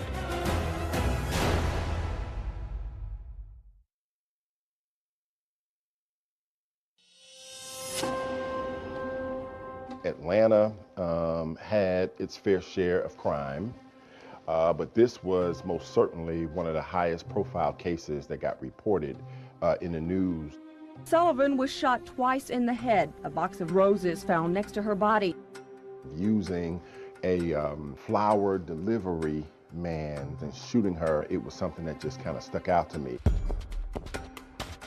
Atlanta, Georgia, billed as a vibrant melting pot, a destination for creatives. But if you grew up in Georgia in the 1970s, as I did, you know this was a very different place then. One still emerging from the dark shadows of segregation and racial tensions. What was 1970s Atlanta like when she was sort of coming along? We've got African Americans that are kind of ascending into really prominent positions. Lita also is ascending because her parents are part of this movement. Lita's parents, Emory and Joanne McClinton, were both power players, movers and shakers in Atlanta. Emory McClinton was on the State Board of Transportation. Joanne McClinton was a member of the Georgia legislature. Joanne will tell you stories about being in really interpersonal meetings with Dr. King. She was the Maynard Jackson's campaign manager when he ran for mayor. I think the McClintons had high expectations for who Lita would become. Lita Sullivan was a true daughter of Atlanta. She was just a gem, very, very proper. And she had grown up in a world of cotillions, so she really was sort of that classic upper crust black person growing up in Atlanta. She knew where she was going. She had a great sense of style. And absolutely charming. After high school, she went on to Spelman College. Her parents sort of hoped that she would enter the political arena like they were, but she was very much into fashion.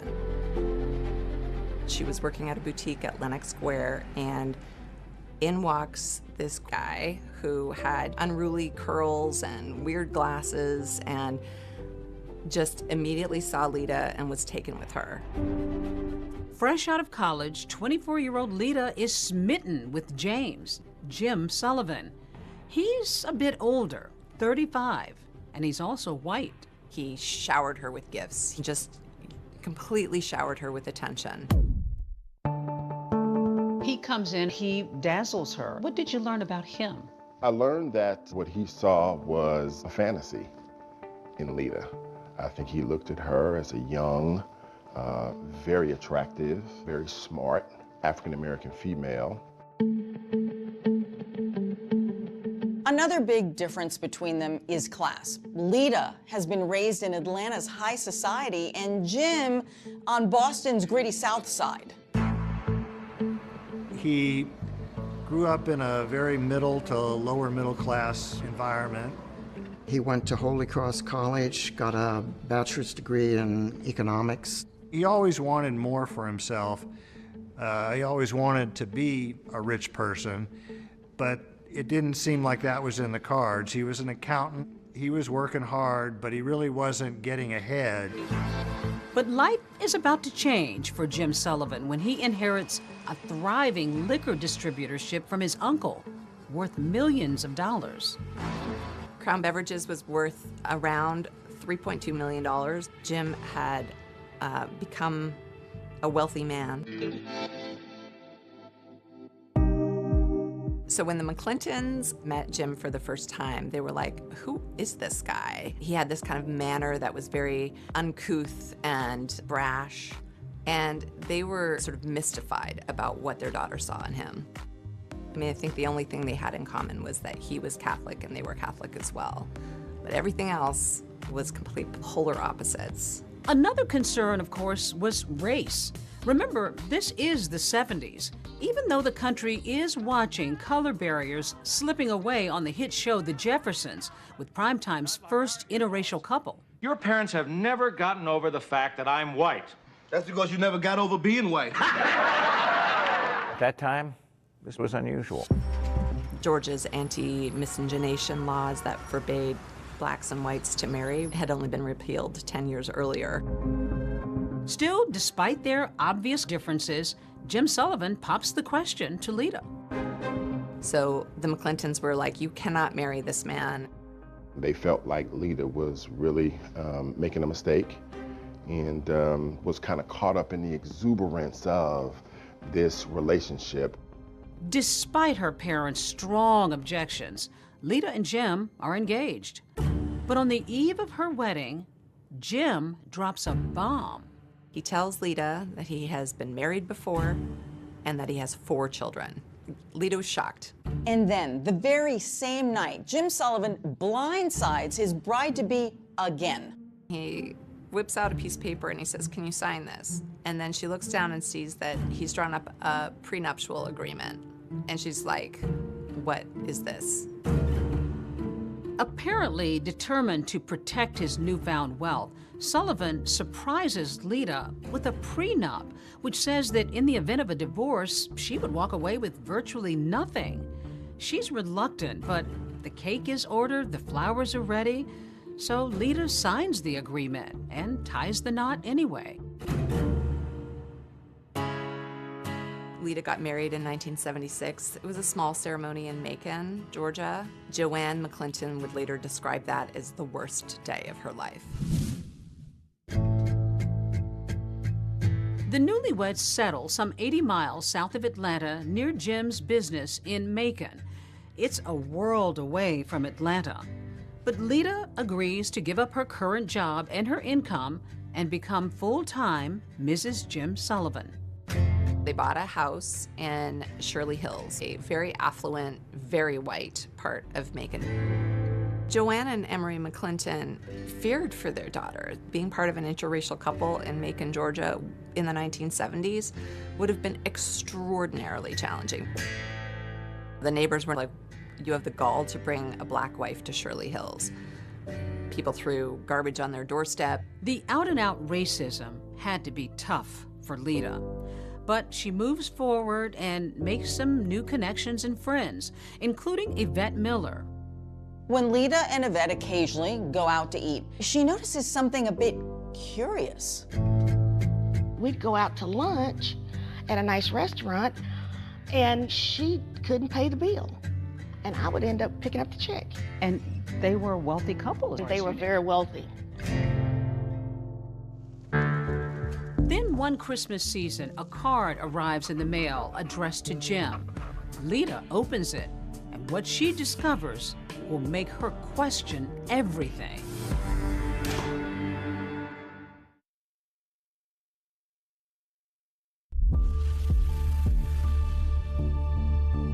Lita and Jim Sullivan's first few months of marriage seemed to be going well. They were both intelligent, both attractive, definitely upper class, high society. But just beneath the surface, there's some obvious cracks. They seemed to be loving at first. At first. He was not that nice to her, and he was not that kind to her. Was he brusque? Was he brash? He was a bit arrogant. Even though he had all of these resources, he did not, in my opinion, take care of his wife. Friends say that the once generous millionaire has suddenly become a miser. He was notoriously cheap. He would wear his dead uncle's clothes around the house. He would use the sheath from the dry cleaning as saran wrap in the kitchen. He didn't want Lita to work, but he kept her on a very tight allowance where he gave her $150 a week. Did she express any discontentment with her marriage? When we were at those restaurants, Jim just does not give me enough money to take care of me and the house. You know, she clearly was not happy. Was there talk of infidelity? Lita had several instances where she questioned whether or not her husband was actually having an affair. One day she finds a long blonde hair in their master bathroom, and she asks Jim about it, and he says, I don't know what you're talking about. They got into this cycle of, she accused him of philandering. He would deny it, and then he would buy her sort of an expensive jewelry apology.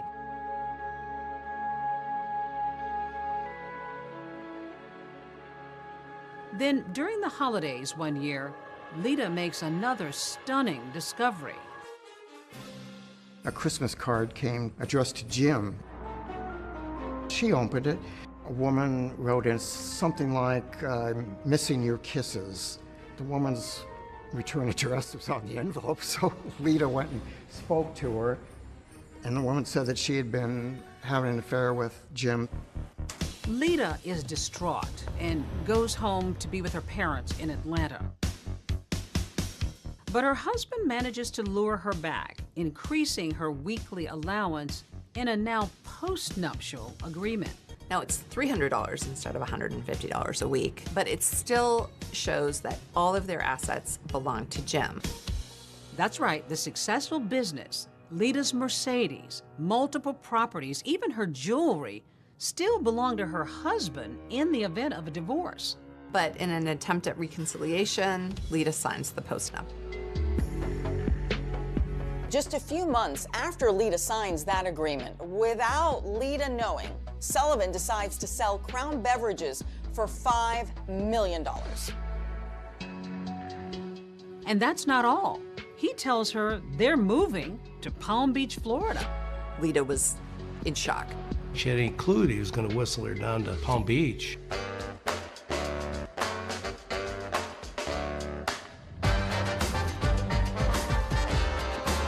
But Lita's new Florida home, located a stone's throw from what would become Mar-a-Lago, is more elaborate than she ever would have imagined. Called Casa Alita, it's a 17,000 square foot mansion with 8 oceanfront bedrooms. It was just unbelievable. When you went to Jim's home, you go through this tunnel and you would be at the beach. It's your own private beach. But for Lita, everything that glitters isn't exactly gold. James Sullivan very much wanted to integrate himself into the upper echelons of society, and his aspirations did not include Lita's participation. It was not a welcoming place for a black woman to live. And when he found out that to sort of scale the level of social plateau he was looking at in Palm Beach, having a black wife was a serious impediment to that.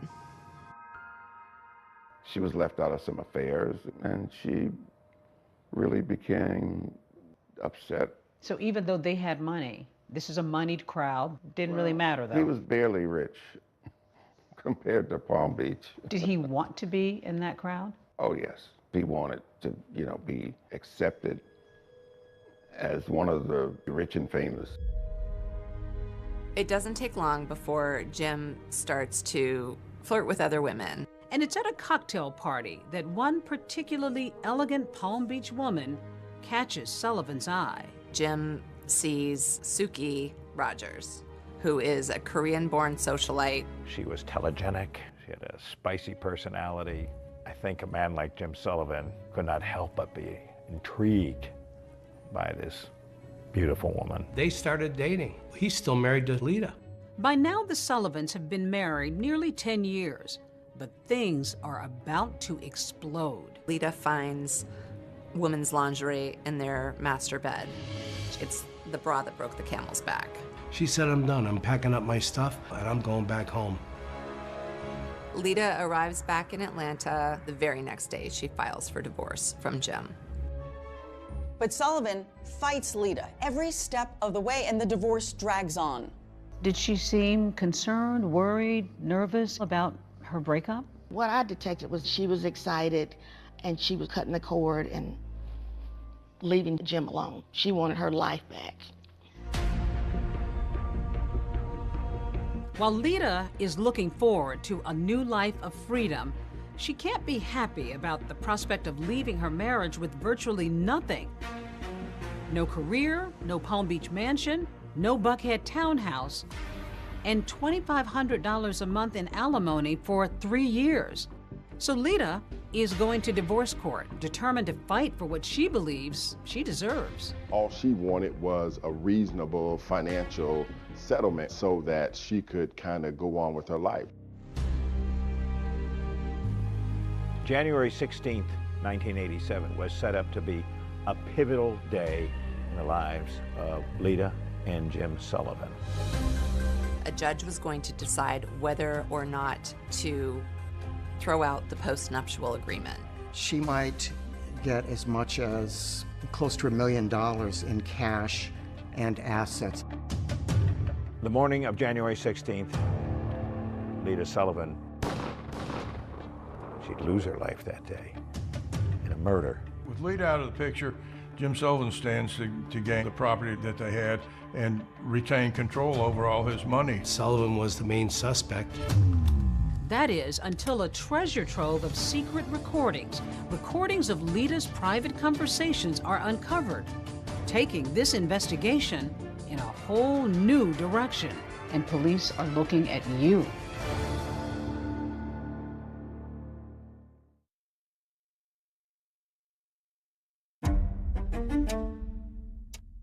You know, you make a big circle and you put everybody in it that's close to Lita. Everybody's a suspect.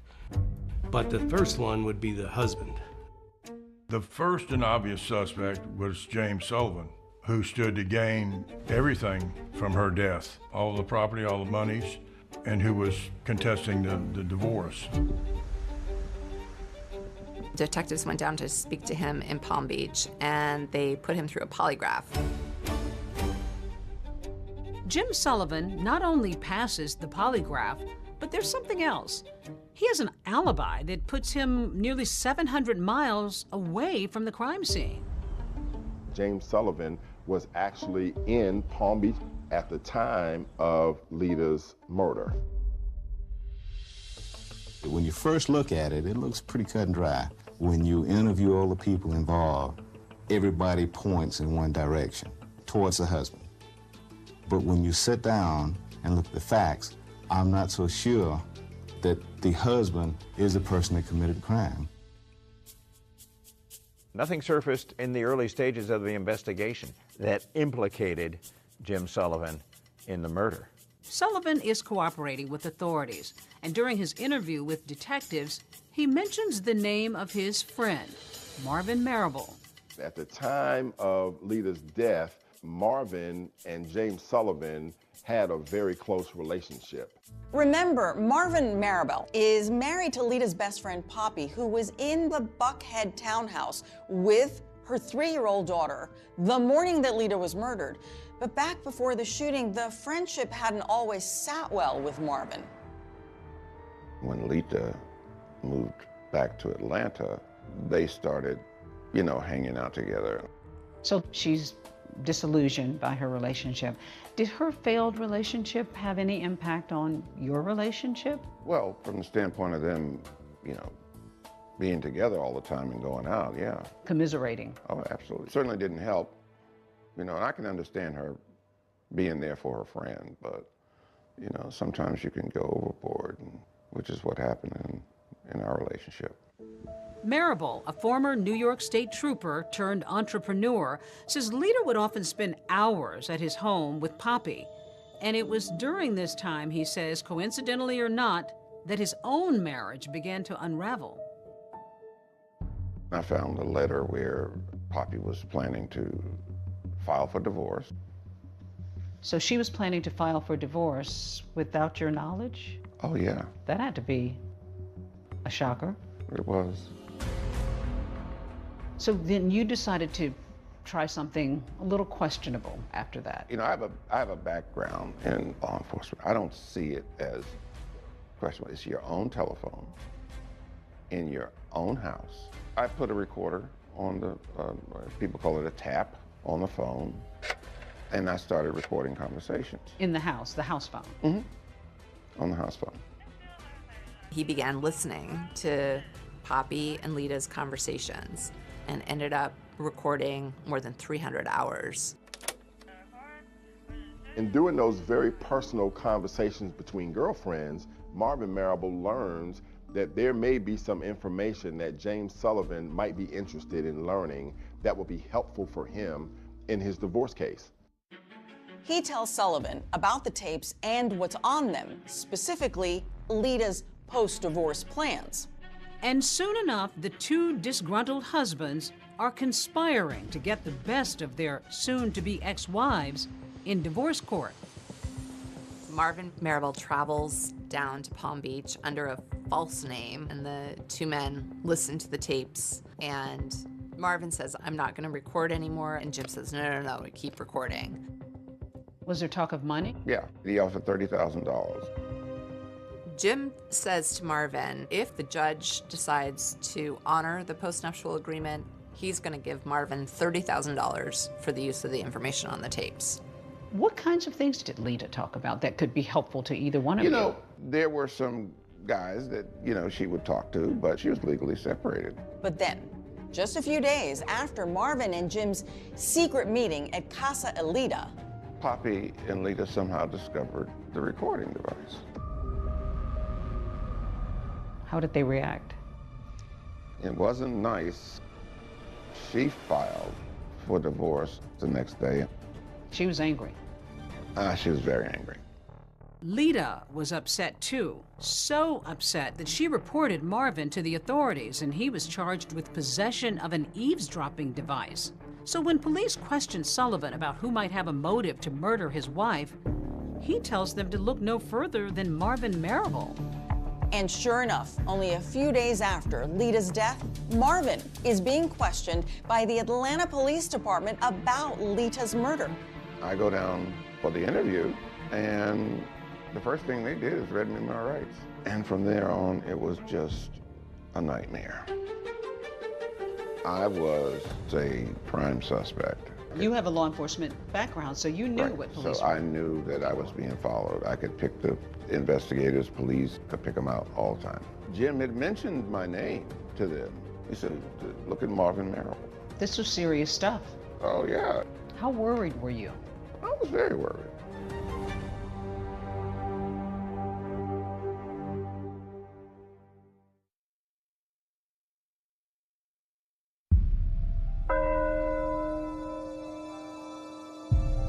Joanne and Emery McClinton were beyond devastated. Their eldest daughter was dead. Just 3 days after Lita's murder, they held a funeral. Days dissolve into months, and authorities are no closer to finding Lita Sullivan's murderer. The case is just sort of growing colder and colder by the minute. And while Marvin Marable might have been angry at Lita for pressing those charges against him for eavesdropping, there was no evidence he was responsible for her death. I know that people get wrongly accused, wrongly convicted, and so the only saving grace is the fact that I knew I was innocent. By process of elimination is you can determine the pieces that don't fit. And just eliminate them. The way in which we eliminated Marvin Marable as a suspect, there was just not enough to connect him directly to the crime itself. As for that eavesdropping device charge, Marvin was put on probation, which he completed, and then he was exonerated. But on those recordings Marable made, Lita had talked about other men, something that her soon-to-be ex-husband Sullivan pointed out to police. He made allegations that she was participating in extramarital affairs, and that perhaps this was the action of, you know, a disgruntled boyfriend. We have a lot of major players. At this point in the investigation, we have a lot of suspects. One of the first men police question is a professional athlete. Lita and him had been friends when she was in Palm Beach. The police quickly found out that he was in prison for drug possession.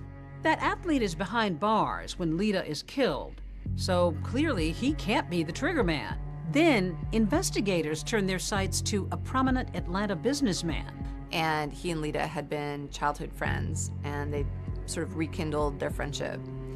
And they realized that he had no motive, and they found nothing that connected him. Authorities also take a hard look at another suitor who had taken Lita to dinner the night before her death, and get this, had also given her 2 roses.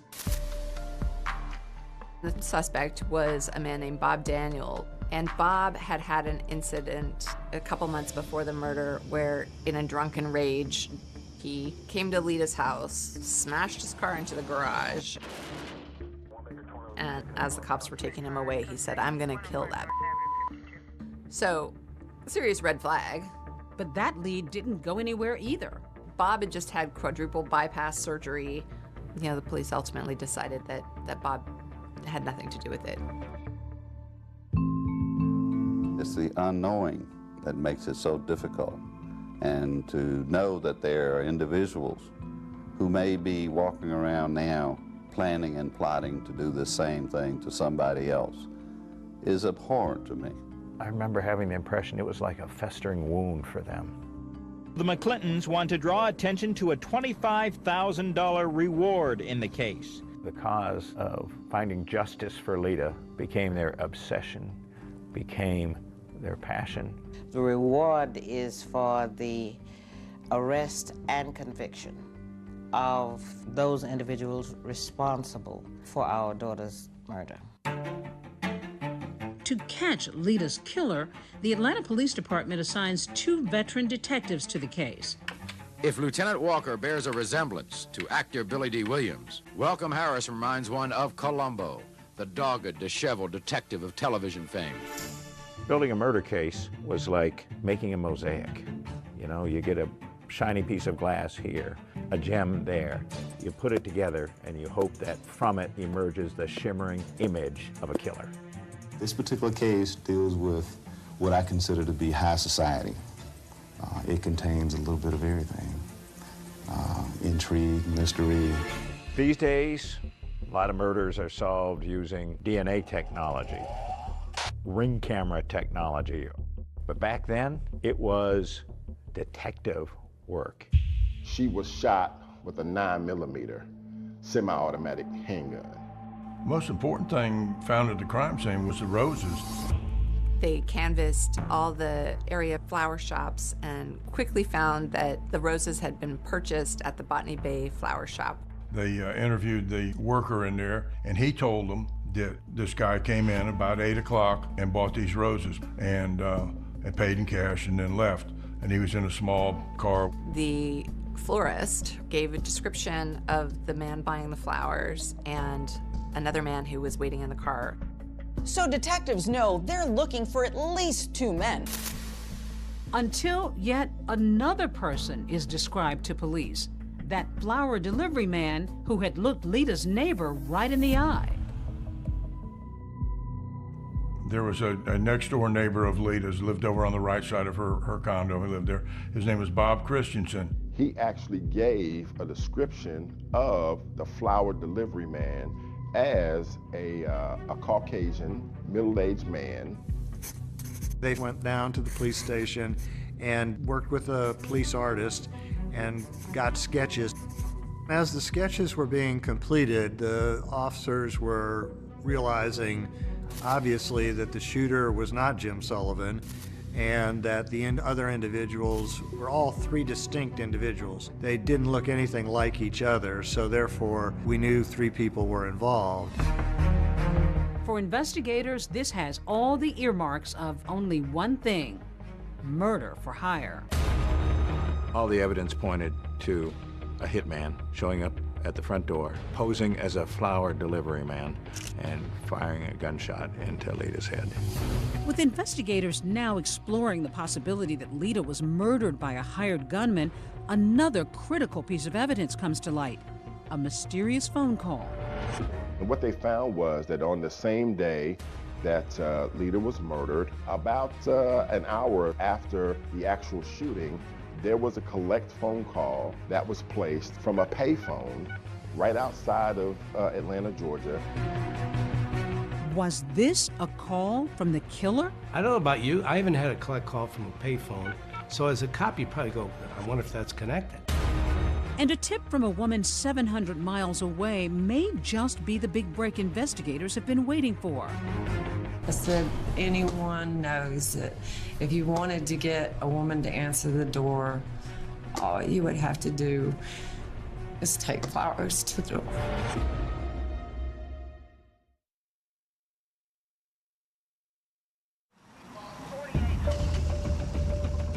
This was a huge puzzle of a case.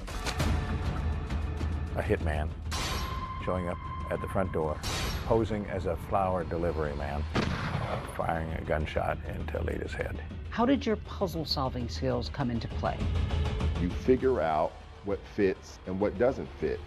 I want everyone listening to this to know that I am absolutely innocent. The loss of a daughter. They still don't have the murder weapon. But they do have witnesses. Do you know anybody that can possibly take care of my problem for me? Because I need some help here. Anyone knows that if you wanted to get a woman to answer the door, all you would have to do is take flowers to the door. She suggested the flowers. She suggested the flowers. You actually brought in a doorbell. Why? To have that sense of what Lita Sullivan experienced right before her murder. She's about to meet her maker.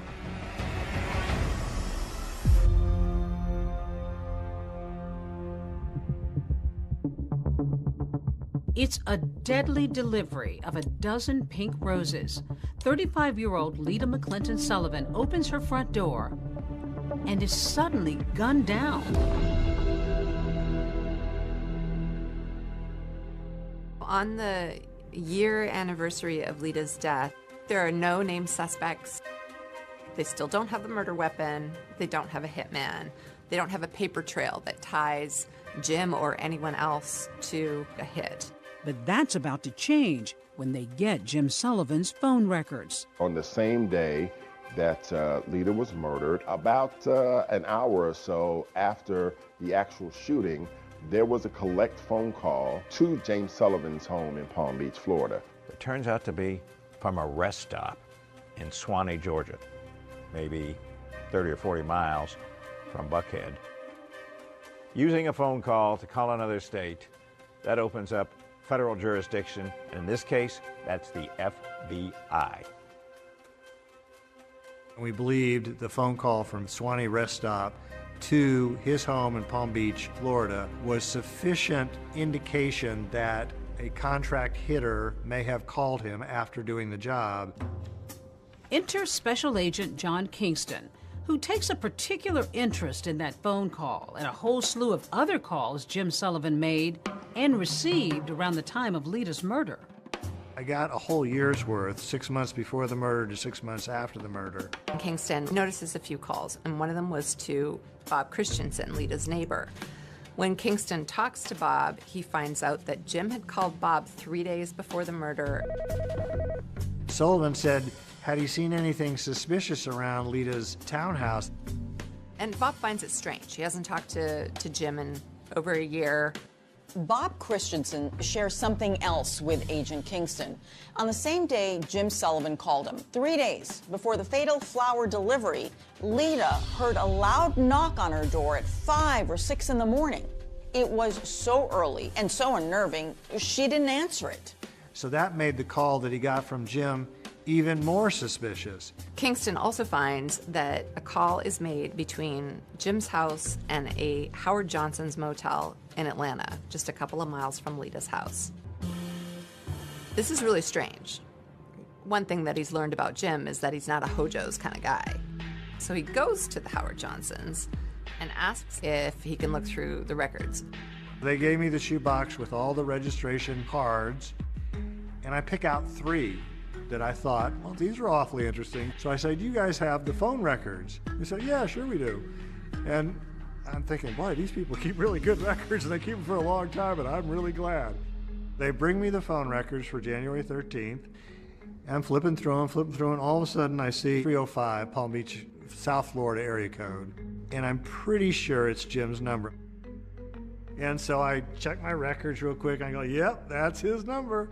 And then I look, and I said, oh, look, it's from 518. That's one of the 3 cards I pulled out. Well, it just so happens I have a copy of it here. And one of the things it imparts is 3 individuals checked into the room. The individual who actually registered used the name Johnny Furr, but 3 individuals is important to me because I think 3 people are involved in the crime. They put their car down as a Toyota 85 with a North Carolina plate. We believe that a Toyota was the getaway car for the murder. So there's two coincidences already. But remember, these motel records are from January 13th. Lita was murdered 3 days later on the 16th. Special Agent Kingston is beginning to surmise that the killers may have tried and failed to get to her once before. What I believe it to be is the killers having come down 3 days before the actual murder was committed, knocking on her door, her not answering it, and them having to stop and regroup and figure out what plan B is going to be. So I am in love with this registration card and becomes the focal point of my life for the next several months. Kingston's next move is to locate this so-called Johnny Fur with the North Carolina license plate. And to my surprise, there are 150 John or Johnny Furs in North Carolina. But to my great surprise, 115 of these 150 are in a very small circle in North Carolina, between the three cities of Albemarle, Concord, and Kannapolis. They're going to knock on every door and find this Johnny Fur. Of course, they're coming from Georgia, and anytime the FBI goes and investigates in another state, they need that state's approval. And just as they're about to get to the state border, their boss calls them and says, North Carolina's denying you entry, and they'll take it from here. And that pretty much kills my case. that kills my case. Yeah, soon after that, Agent Kingston is transferred to another job, and that whole investigation just sort of fades away. Meantime, in Palm Beach, Jim and Suki are living the high life. So with Lita out of the picture, Jim is free to marry Suki, which he does 8 months after Lita's murder. He's thinking that he's the cat's meow. Eating in restaurants in Palm Beach, going to parties, got another attractive woman on his arm. Jim drives around town in a Rolls Royce and gets into a fender bender and has to go to traffic court. Jim says to the judge, well, you've misunderstood. I wasn't even driving that day. Suki was driving. So the judge says, we're going to throw it out. However, the cop who was on the scene catches wind, and he says Suki wasn't even in the car that day. It was Jim driving alone. So now Jim has perjured himself, as has Suki. Jim ultimately got convicted of perjury, was given a year probation and a year of home confinement. Suki Sullivan also receives a year of probation. Suki's freaking out. When she gets charged with perjury on his behalf, she's like, I'm done with this. Suki files for divorce from Jim. And the trial that follows is the juiciest, craziest gossip in town. So when it's Suki's turn to testify, she drops a bomb. Did he talk to you about his former wife, Lita? Yes. Tell me what it was he said to you about Lita. You can hear a pin drop. It's a big moment.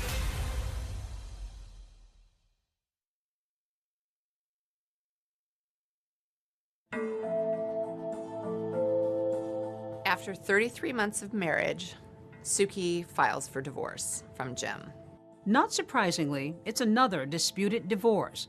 But what might have been typical testimony about alimony takes a sudden turn in court. Tell me what it was he said to you about Lita. He hired someone to murder her. I'm sorry? He hired someone to murder her. She claimed that he confessed to her that he had Lita killed. This became a bombshell in the investigation of the murder of Lita Sullivan. Suki Sullivan's divorce testimony may be big news for the FBI, but it has zero impact on the divorce judgment, which favors her husband, Jim Sullivan, in nearly every way. His divorce was complete, but his life with turmoil was just beginning. The opulent ocean-facing Palm Beach Palace may look like something out of The Great Gatsby, but while we watched, a new chapter in a crime story was unfolding. We develop information here at WSB. There's going to be a raid on Jim Sullivan's Palm Beach mansion, and that is the biggest break in the Lita Sullivan case since the murder itself. Investigators from the FBI, Atlanta Police, and the Georgia Bureau of Investigation were on the grounds of a mansion identified as that of James Sullivan. All of a sudden, Jim Sullivan is clearly in the crosshairs of federal authorities. They got a tip that Jim, now a convicted felon, has guns in the house. Of course, you're not allowed to have guns if you're a convicted felon. So they put together a sweeping affidavit to get a search warrant. We did see a number of guns loaded into a car and this box carried out. When they found the guns, he was in violation of his probation, and so he went to jail for 9 months. All this time, a federal grand jury has been convening in Atlanta. They've got what they found in the mansion. They got what they found in the phone records. They've got Suki Sullivan. They've got the neighbors. What they don't have are the identities of the hit team. There's a problem, though. We, the federal government, have a 5-year statute of limitations, which is going to be up on January 16th of '92. With 5 or 6 days to go before it expired, the U.S. Attorney made a bold decision.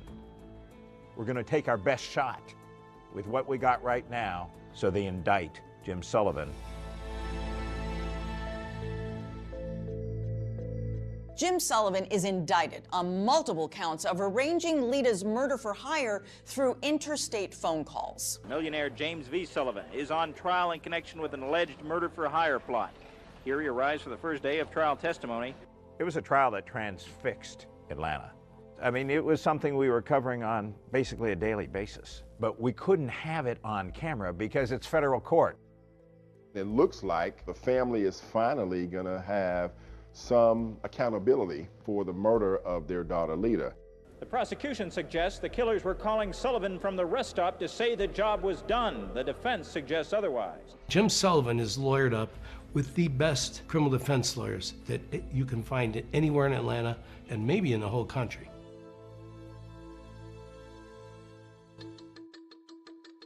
There is no evidence at this point in this case who placed that call or whether that call was placed by anyone connected with the crime. The prosecutor spent 2 weeks telling their side of the story.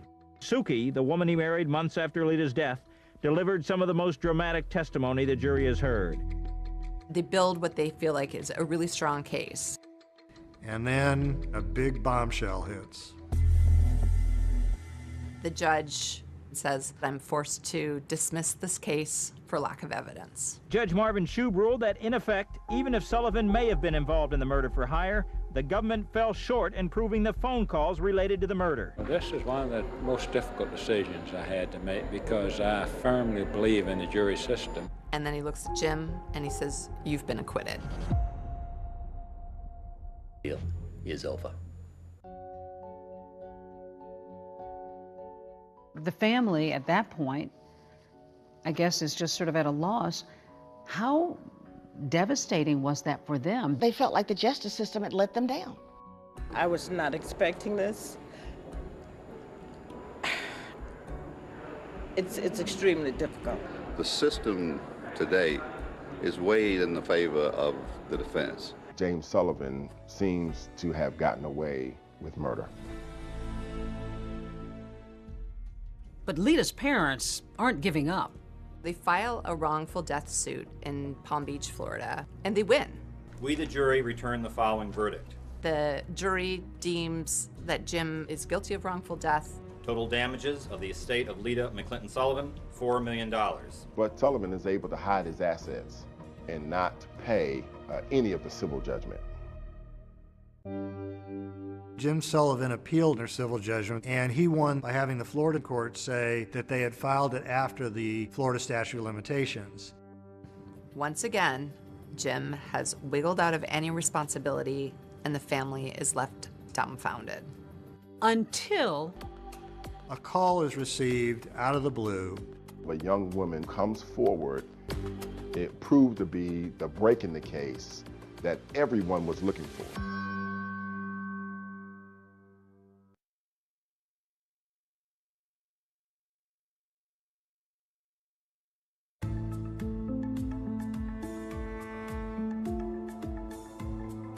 "11 years have gone by since Lita Sullivan was gunned down on her doorstep when a tip comes in from a town 700 miles away.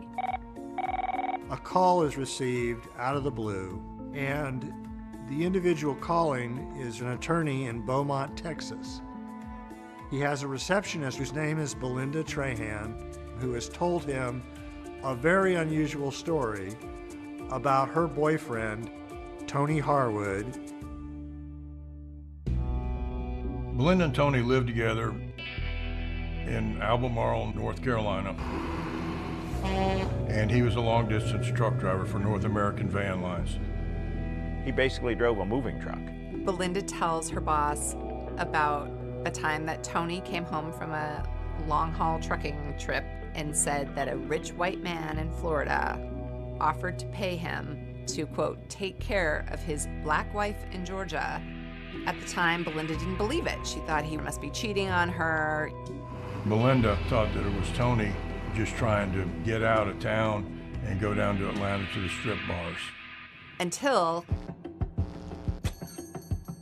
he took her to meet this rich white guy in a diner somewhere, and he got a wad full of money. She says he sits down briefly in their booth and gives Tony Harwood the balance owed for the hit on the man's wife. Belinda Trahan tells her boss that soon after this bizarre trip, she broke up with Tony Harwood and moved to Texas. But now, 11 years later, she says that he mysteriously reached out to her again, asking her to meet him at a nearby truck stop. She's afraid that he may commit harm to her. And it's this new tip from Belinda Trahan that sends Georgia authorities to the Lone Star State, turning up the heat on an otherwise cold case.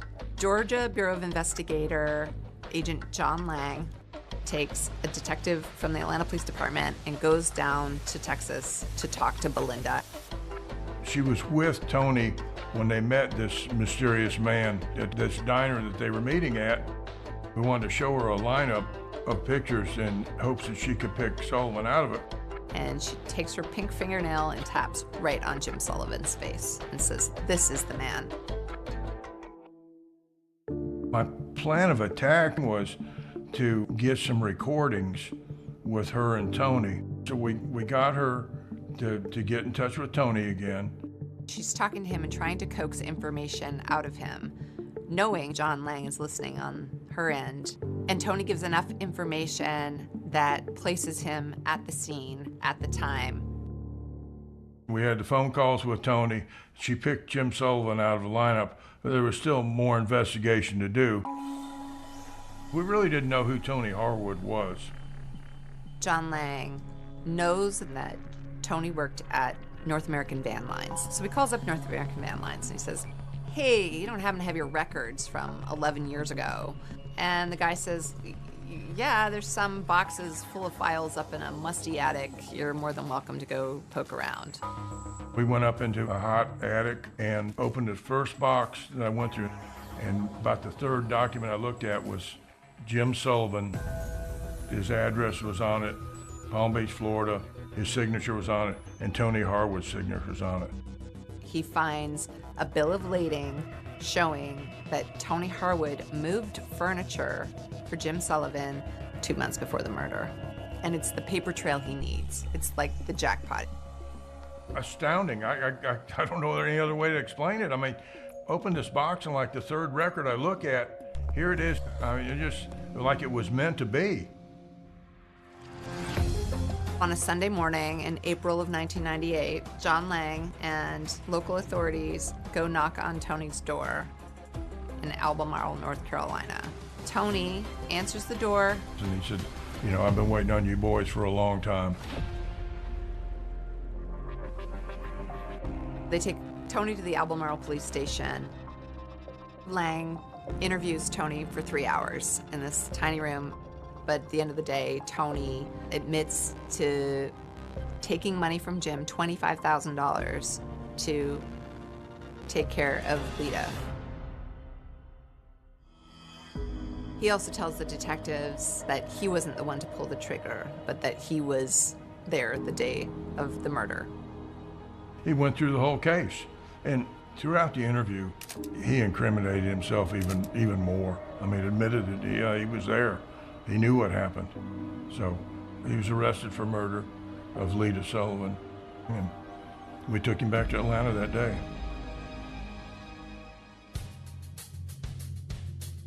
After Tony's arrest, things moved pretty quickly. We are here today to announce the issuance of a warrant for the arrest of James V. Sullivan. They got enough to get Sullivan. And now, boom, Sullivan hears of this and blows. He takes off. We have reason to believe that he's outside the country. He's just gone, vanished. Investigators say he could be anywhere. He is nowhere to be found.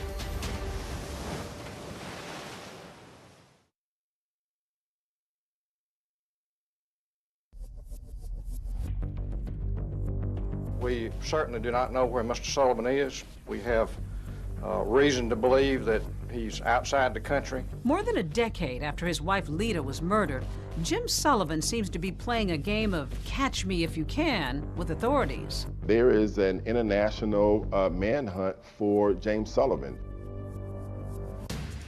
Well, Jim had moved to Costa Rica, actually bought a home there. In 1998, after an arrest warrant was issued for him, he immediately, like that night, went to Panama. If you have any information concerning James Sullivan, you should contact the nearest U.S. Embassy or consulate. We didn't know exactly where he had flown from Panama, and we didn't know exactly where he had gone. His trail goes cold. They put him on Interpol, and it was just cold. They've tapped phone lines, anybody that he might have called, and he's called no one, not even his mother. There was a few tips that came in. The tips are just dead ends. The McClintons, they're dumbfounded that this guy could, get away again. But in late 1999, with Sullivan still completely off the grid, the heartbroken Emery and Joanne McClinton do get some good news. Last week came this, a court decision reinstating a $4 million judgment against Jim Sullivan in connection with a wrongful death case brought in effect by Lita's estate. Lita's family and law enforcement officials hope that a renewed hunt for Sullivan's money will help smoke him out. Where you find Sullivan's money, you're going to find him close by. But even this goes nowhere. Fast forward to 2002. There is no sign of Jim Sullivan.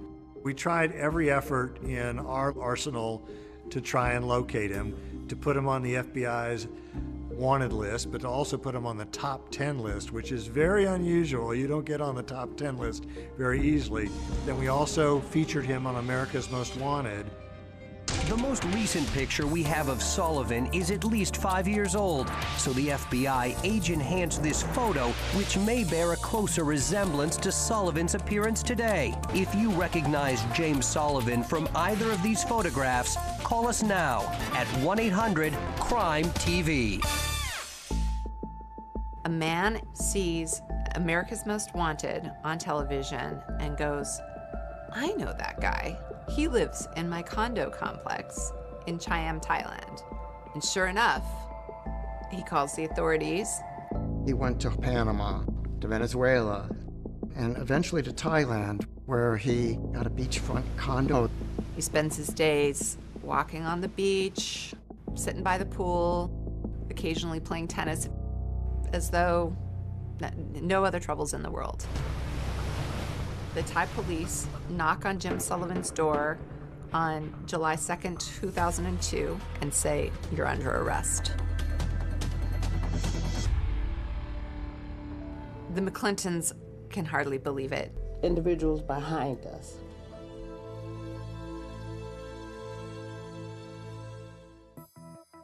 Almost as soon as Jim Sullivan is arrested for murder, Tony Harwood, who has continued to deny being the trigger man, agrees to a plea deal. Tony kind of sees the writing on the wall.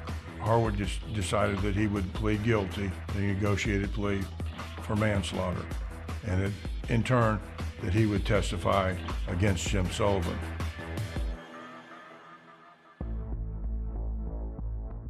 It took 2 years, but he finally was extradited back to Atlanta in 2004. He got off the plane. He was wearing a single shoe because he had such terrible gout in his foot. But he gets off and gets taken to Fulton County Jail. And there's this sort of cumulative sigh of relief. To be clear, Sullivan being tried for murder in Georgia is not double jeopardy. For one thing, it is a state case, and the previous one was a federal case, and that specifically was for arranging Lita's murder for hire over the phone. The elected district attorney appoints me, along with a couple of other lawyers, to prosecute the case. This was a huge puzzle of a case. Right. How did your puzzle-solving skills come into play? There's no cutting corners, and you spread the pieces out, and then you figure out what fits and what doesn't fit. And that's kind of what the prosecution of James Sullivan was like.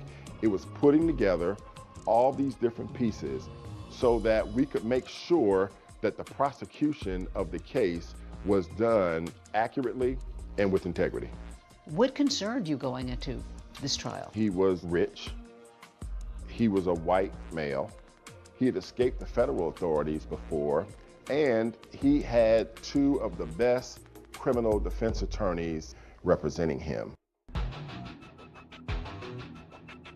They are sharp, and if they can find a way out, they're going to find a way out. There will not be one shred of physical evidence that links Jim Sullivan to this crime. Jim has eluded justice so many times that there's a real palpable fear that he's going to get away with it, that he's going to elude justice again.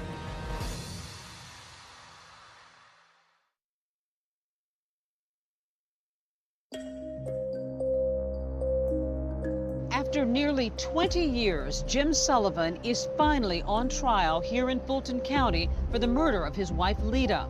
For her heartbroken parents, this day couldn't come soon enough. The pain, believe it or not, it increases. It does not decrease. The shock decreases. The depression decreases. But the pain continues. It was an A-team of prosecutors, great courtroom performers. Clint Rucker was the lead prosecutor, and Anna Grain, Kelly Hill, Sheila Ross. And the evidence will show that the person who sent that hitman to Lita's door is the only person in the world who could have profited from her death. It is the only person in the world who met Tony Harwood and paid him off for killing her. And is the only person in the world who fled halfway around the world to avoid facing you. Jury was 9 women and 3 men. The jury is also racially mixed. Jim Sullivan had Ed Garland and Don Samuel, again, the people who won that big courtroom victory against the feds. What the state relies on is two types of evidence. Circumstantial evidence, and then the testimony of con men. The state initially started out the nature of the crime and what happened that morning. I heard 2 sounds. They sounded to me like steel hitting steel. I just didn't want to believe that it was a gun. And so I hesitated for a second, and then I really knew that it was a gun. She was able to squeeze my hand each time I spoke with her, like she understood what I was saying. And for many, many years after this, I thought that's all it was. And then one day I realized that she was comforting me more than I was comforting her. That was the sort of lady I felt she was. They had the phone calls that the FBI had found. There was a call from this room to Mr. Sullivan's home at 7:44 in the morning. But all this testimony notwithstanding, it's Belinda Trahan and Tony Harwood who everybody wants to hear from. Belinda Trahan was the most important witness in the case. He told me that some white guy who wanted to take out his black wife. I didn't believe it. Why not? I've been with him for 3 years, over 3 years. I mean, I figured he met someone because we were on the outs. Most chilling about Belinda's testimony is that she confirms that there was at least one failed attempt on Lita's life. She testifies that when Tony had gone to Lita's house on January 13th, that she didn't come to the door. They drove back to North Carolina and told Belinda that, you know, it didn't work. But Belinda testifies that hearing that from her boyfriend left her incredulous. I said, just don't even lie to me. I said, because anyone knows that if you wanted to get a woman to answer the door, all you would have to do is take flowers to the door. Did you in any way mean for that to be a suggestion as to how to get the job accomplished? No, not at all. Here's Belinda Trahan, and she is falling on the sword about what she did. She suggested the flowers. She suggested the flowers, and she admitted that on the stand. You brought in the diner booth where they sat. Why couldn't you just tell the jury and show pictures? I want you to see the puzzle once it's all put together. Yeah, I can show you the box. I can show you a photograph of it, but when I put it together and I show it to you, you'll never forget it. Push the paper across the table like this, and then Tony put his hand on it and took it from there. And there was a particular moment when she is asked to stand up in court and identify the person she witnessed give Tony Harwood an envelope full of money. Please, point him out. It's right there. He can't even make eye contact. Your Honor, may the record reflect the witness has identified the defendant, James Sullivan. But if prosecutors feel like Belinda Trahan's testimony is helping their case, they have to know that it's just as big a risk to put Tony Harwood on the stand. Can you show the jurors the body language Mr. Sullivan used and the tone of voice, if it's possible, that he used when he was explaining to you that his wife Lita was a problem? You know, I've got this wife of mine up in Atlanta, and she is just trying to take everything I've got. And I don't know what to do about it. I need someone to take care of my problem. Do you know anybody that can possibly take care of my problem for me? Because I need some help here. We could prove Tony Harwood and James Sullivan actually met each other. So I spent the first part of Tony Harwood's examination confirming his signature on the hotel receipt. And the signature, Johnny Fur. The fact that he actually went to the flower shop. Who actually went inside the flower shop to purchase the flowers? I did. They had Tony Harwood saying that he was the one who made the collect call to Jim Sullivan's house. What did you say to him? I said, Merry Christmas. And he said, I understand. And that was it. What were you trying to convey to Mr. Sullivan by giving him that signal, those code words? That his problem was taken care of. The defense had their chance to cross-examine Harwood. Not a single question. The two key witnesses were, of course, Belinda Trahan and Tony Harwood. And so, in closing arguments, the defense assailed their credibility. You should reject everything that came out of his mouth. Harwood says envelope in the bathroom. She says an envelope at this booth over here. Garland presents to the jury a letter-sized envelope stuffed with bills. Harwood had said it was all cash in $20 bills. See, oops, some of it fell out, and some more. It won't fit in an envelope. The whole story just doesn't make sense. In your closing arguments, you actually brought in a doorbell. Why? What was the point? I wanted the jurors to have that sense of what Lita Sullivan experienced right before her murder. An ordinary moment. In an ordinary moment. The second reason why I did it is because James Sullivan liked to read books. And one of his favorite authors wrote a book called For Whom the Bell Tolls.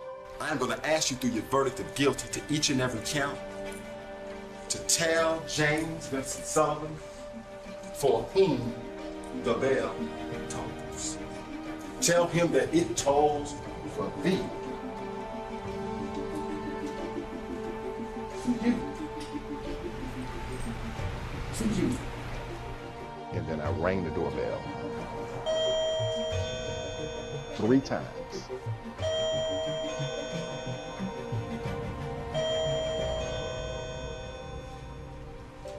As the jury goes out to deliberate, I think there's a real fear. Are they going to do it this time, or is it going to be like every other time? I do not see this as a slam dunk for the state. There's this anxiety. You're worried, but you're hopeful. I don't care who you talk to that does this kind of work as a litigator. They will tell you, oh, I can look at the jurors and I probably can tell you what they're going to do. No, you don't. You don't.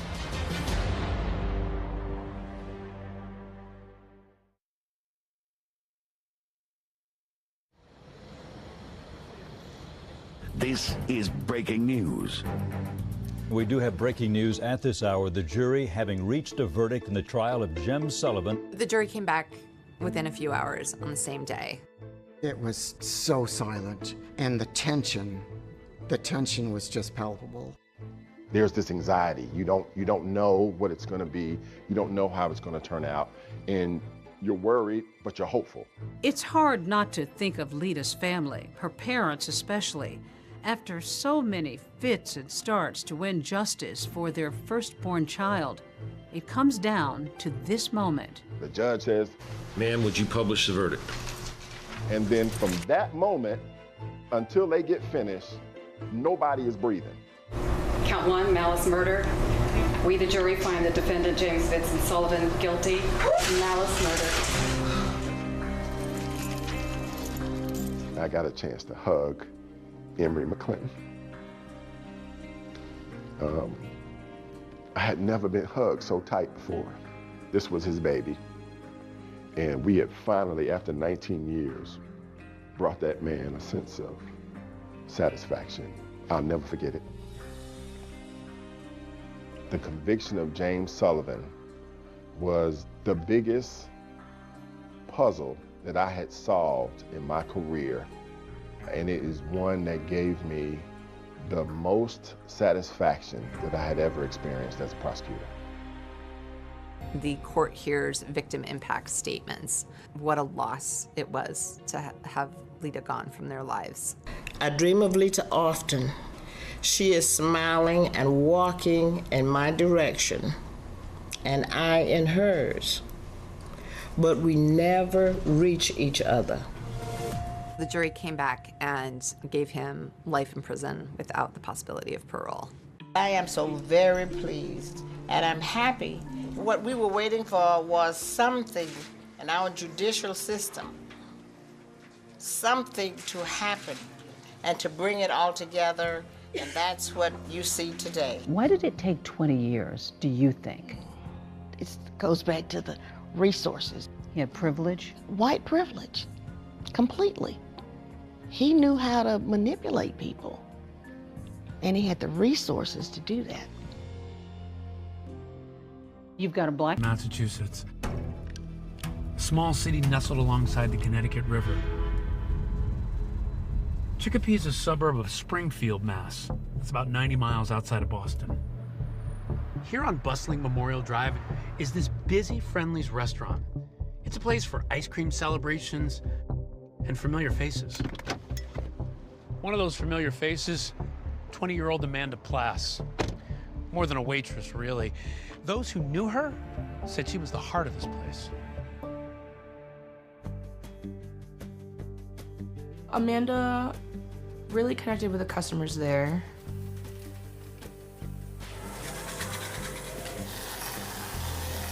She had a child that used to come in and only liked red gummy bears on his sundae, so she made his sundae with just the red gummy bears. That's just how Amanda was. Everybody loved her. We would come here and we would ask for her because she just brightened our day. She was just a sweetheart.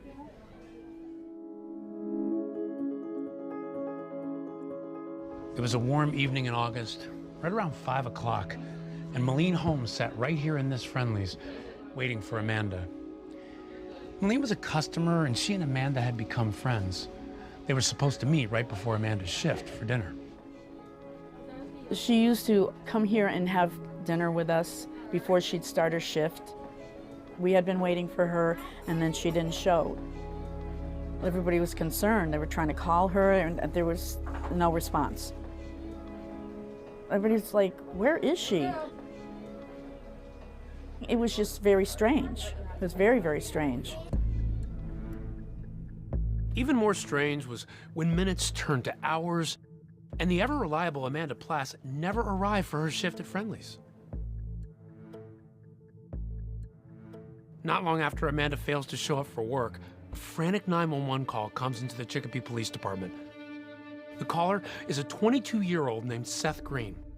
And Seth tells dispatchers that when he went to visit his girlfriend Amanda, he stepped into a scene of unimaginable horror. She was laying on the kitchen floor right when I opened the door. Just in a pool of blood, stabbed to death. Called 911. I was still holding her when I called 911. I mean, there was no doubt that she was already dead. It wasn't even like she needs help. It was, she's dead. I mean, she was, throat was slit, multiple stab wounds to the chest, right in the heart. I was the on-call state police detective for that particular day. I got a call to say that there was a homicide occurred in Chicopee. Ronald Gibbons, who at the time was a detective with the Massachusetts State Police, raced to the crime scene. What's the scene like? You arrive, what are you taking in? This is the building itself. The Chicopee police officers had cordoned off this area, had put the yellow tape around it to block anyone from going to the back. When the first detectives arrived at the scene, Lieutenant Gibbons says Seth was in distress and sitting on the back porch. He was frantic, he was erratic, he was just a range of emotions. What was that like for you, to see her on that floor? It's just something that I would never wish upon anybody. Like, my worst enemy, I wouldn't want to have to go through that. Honestly, it's just horrible. When you walk in this apartment,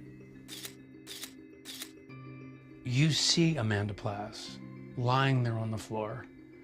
Describe the position she was in and what you're taking in as you see her. She's like spread out on her back, and there's blood all around her. Death by stabbing is very often a personal attack on behalf of the perpetrator. You have to be up on top of somebody when you plunge that knife into them. It was almost like Amanda talking from the grave. Is it a crime of passion? Is it a crime of revenge? There's a lot of slashes here. This was very violent. It looked like she fought. I knelt down right next to her. I wanted to, imagine or think that she was, breathing or something. And I literally tried to give her CPR, like blow into her mouth, and it literally blew out of her. She was pretty butchered up, and yeah, it's just horrible. She's lying on the floor in a pool of blood with multiple wounds, partially dressed, and very dead. It's around the same time that Amanda's sister Amy Lee receives an unexpected visit from her aunt. And she told me, your sister's dead. Your sister's been murdered. And I remember just crying instantly.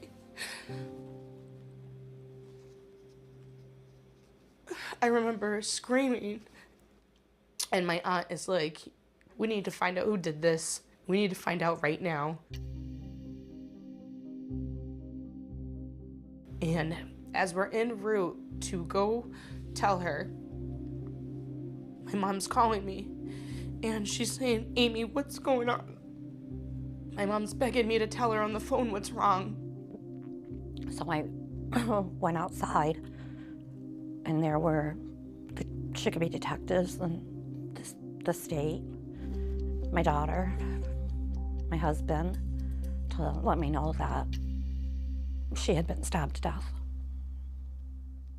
So in real time, you're learning that your daughter was stabbed to death. How difficult is it to process all of this that's going on in that moment? Oh my gosh, how am I going to bury this kid? Or what, 19, 20-year-old has a life insurance policy. Where do you get the money? Just that whole process of not knowing how to even comprehend what had happened, but then still knowing that, okay, I need to put my child to rest. It's something you can never be prepared for. No, never in a million years. You see your friend and they're happy, they're vibrant, they're excited for life, and then all of a sudden, they're gone. And it just didn't make sense. It still doesn't make sense. I had this heavy gut feeling that something really bad was gonna happen to Amanda. I was like, oh my God, did I manifest this? Like, did I put that thought out there and it came true?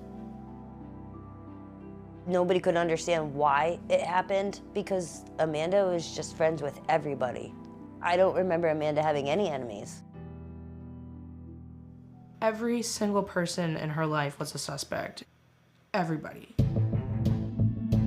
Any detective or criminologist is going to tell you that our money is on Seth Green, the most recent boyfriend. My captain is now saying, head to the station. They got a possible suspect. He's down at the station. They're going to interview him.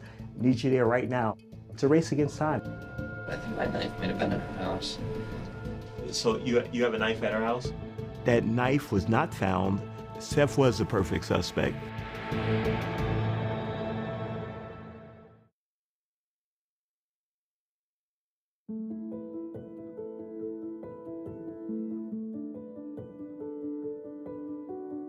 To truly understand Amanda Plass, all you needed to do was look into her eyes.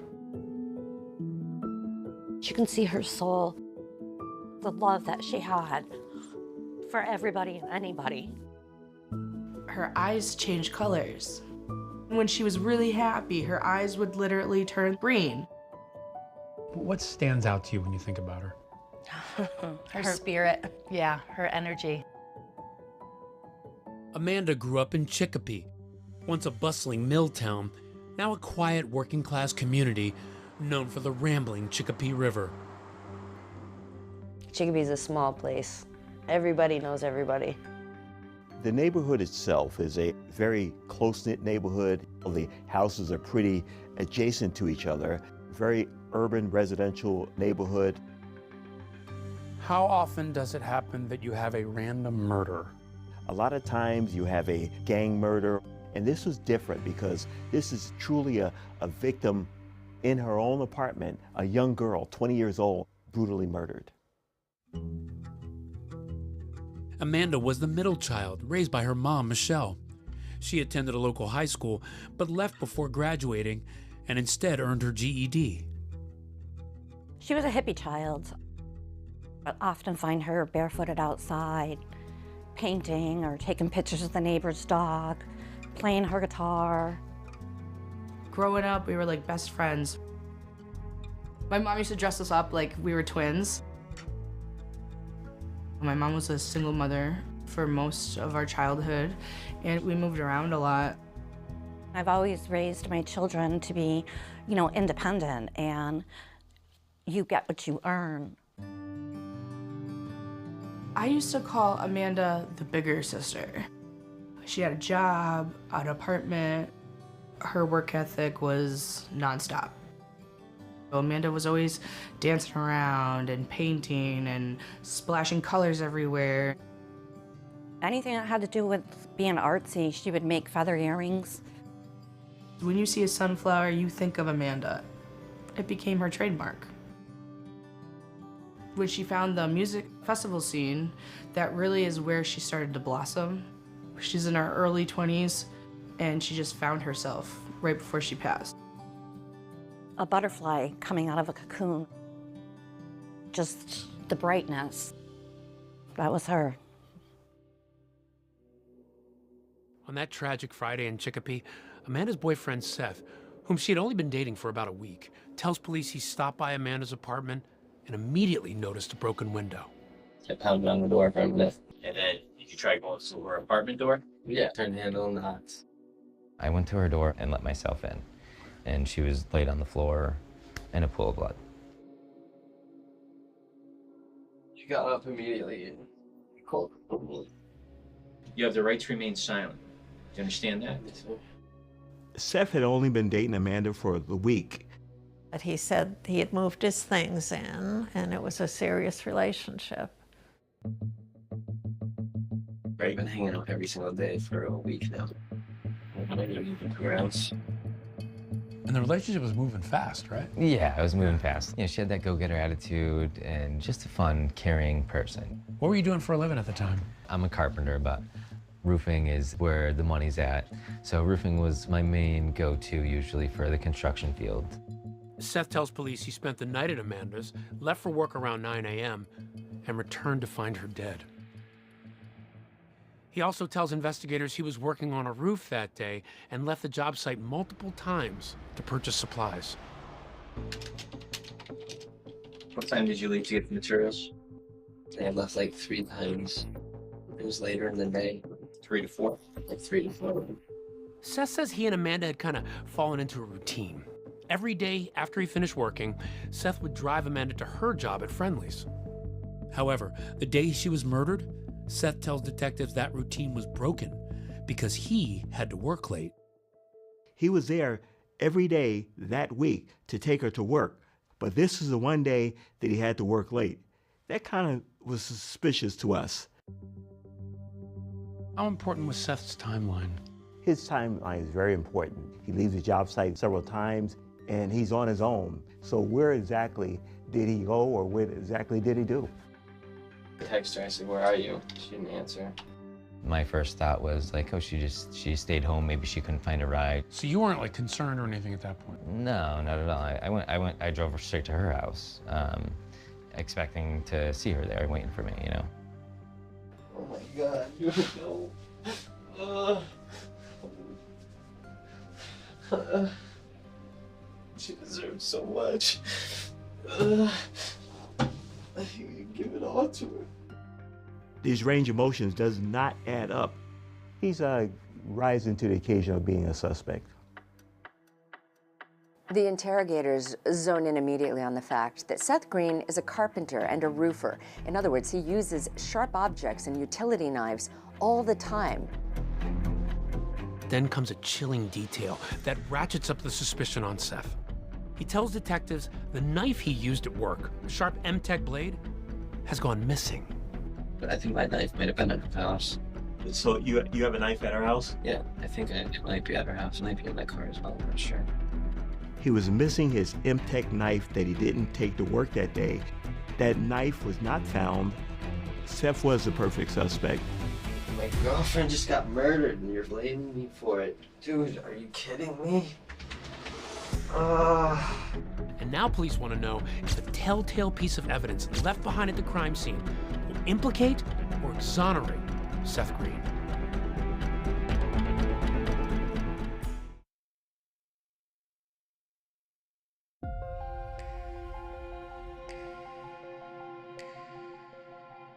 Michelle Penna will never forget the final text message she received from her daughter Amanda. She sent me a text and said, "Mom, can you give me a ride to work?" And I said, "I can't." And she said, okay, she'd find a ride. No one could have imagined that just hours later, 20-year-old Amanda Plass would be gone forever. Homicides happen all the time, but when it happens to you, I would have never thought that my sister was going to be murdered. What you stumbled upon when you went to Amanda's house, how does that compare to a lot of other homicides you've covered? In this particular case, there's droplets of blood all around the room, and that's indicative that this was a very, very brutal and harsh fight. Well, when we were finally able to get into her apartment, they had covered the floor with paper, so we didn't have to see all the blood. So when you're trying to clean out her apartment, as I'm walking across paper to cover my daughter's splattered blood, and then who do you ask to help? My theory is that the attacker came through the back door. When we found Amanda, she's actually in her work pants, her work clothes. There was no evidence of a sexual assault. She was found on the kitchen floor, and they do believe she was killed there. So not in a bedroom, not in the living room, and that suggests perhaps an element of surprise. She just didn't lay down and die. She actually fought back. And when she fought back, underneath her fingernails was possibly DNA, and we're gonna have to match this DNA to someone. The first person investigators test? Amanda's boyfriend, Seth Green. I'm gonna do a couple tests. We're just gonna swipe the inside of your cheek, okay? The interesting thing, we stepped out of the room, but we still observed him. And he'd cry a little bit and then just wonder why he was there. I can't believe that. So happy with her. What happened, Gravely? He had only been dating her for a week, and he was so caught up at this is the best thing that ever happened to his life. But detectives also receive information that points to someone other than Seth. Amanda had recently told her family that someone had been sneaking into her apartment. She said, my apartment got broken into again. And I said, well, what did they take? You need to call the police. And she says, no, Mom, all they took was a glass bowl, like a marijuana bowl. I said, well, you still need to call the police. And she said, no, what am I gonna do, tell them my pot got stolen? Amanda's friends say she suspected an unidentified male was watching her. She saw him peeking in her back window of her apartment. The window is actually broken, and we surmise that the person possibly had tried to make it look like a break-in. So on that same window, you end up with a palm print. If we can identify the palm print, we can also identify the person that would have been there that particular day. But among the most important piece of evidence found at the crime scene, a bloody sneaker print. That footprint showed a sneaker print in blood. You can actually see the Nike impression in that footprint. We had it measured, we had it analyzed. That was very important because it was a smaller shoe, maybe a female, maybe a male. We were looking for a Nike size 7.5 Air Max shoe.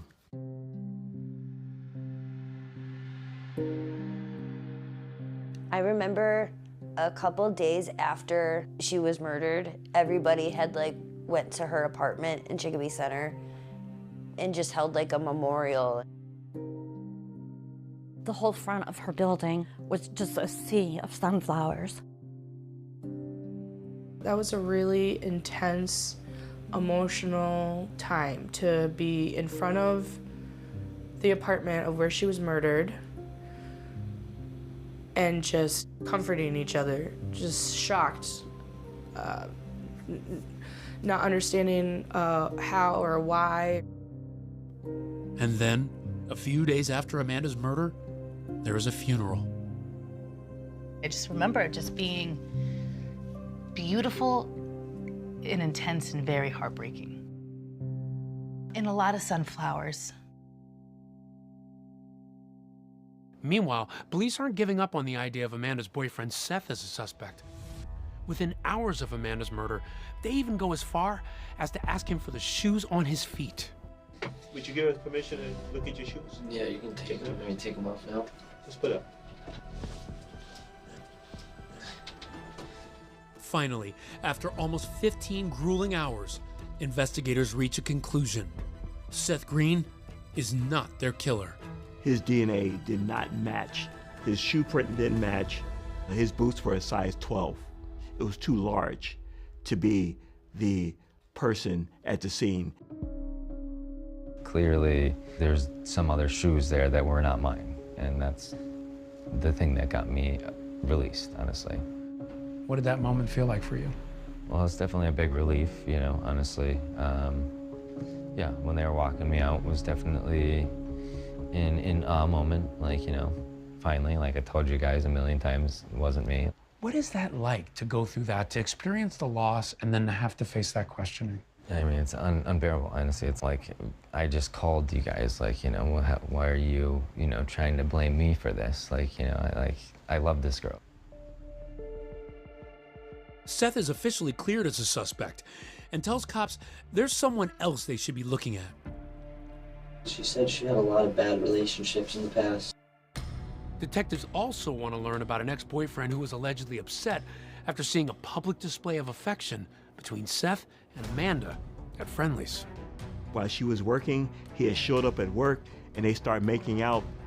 And detectives say that ex's reaction wasn't very friendly at all.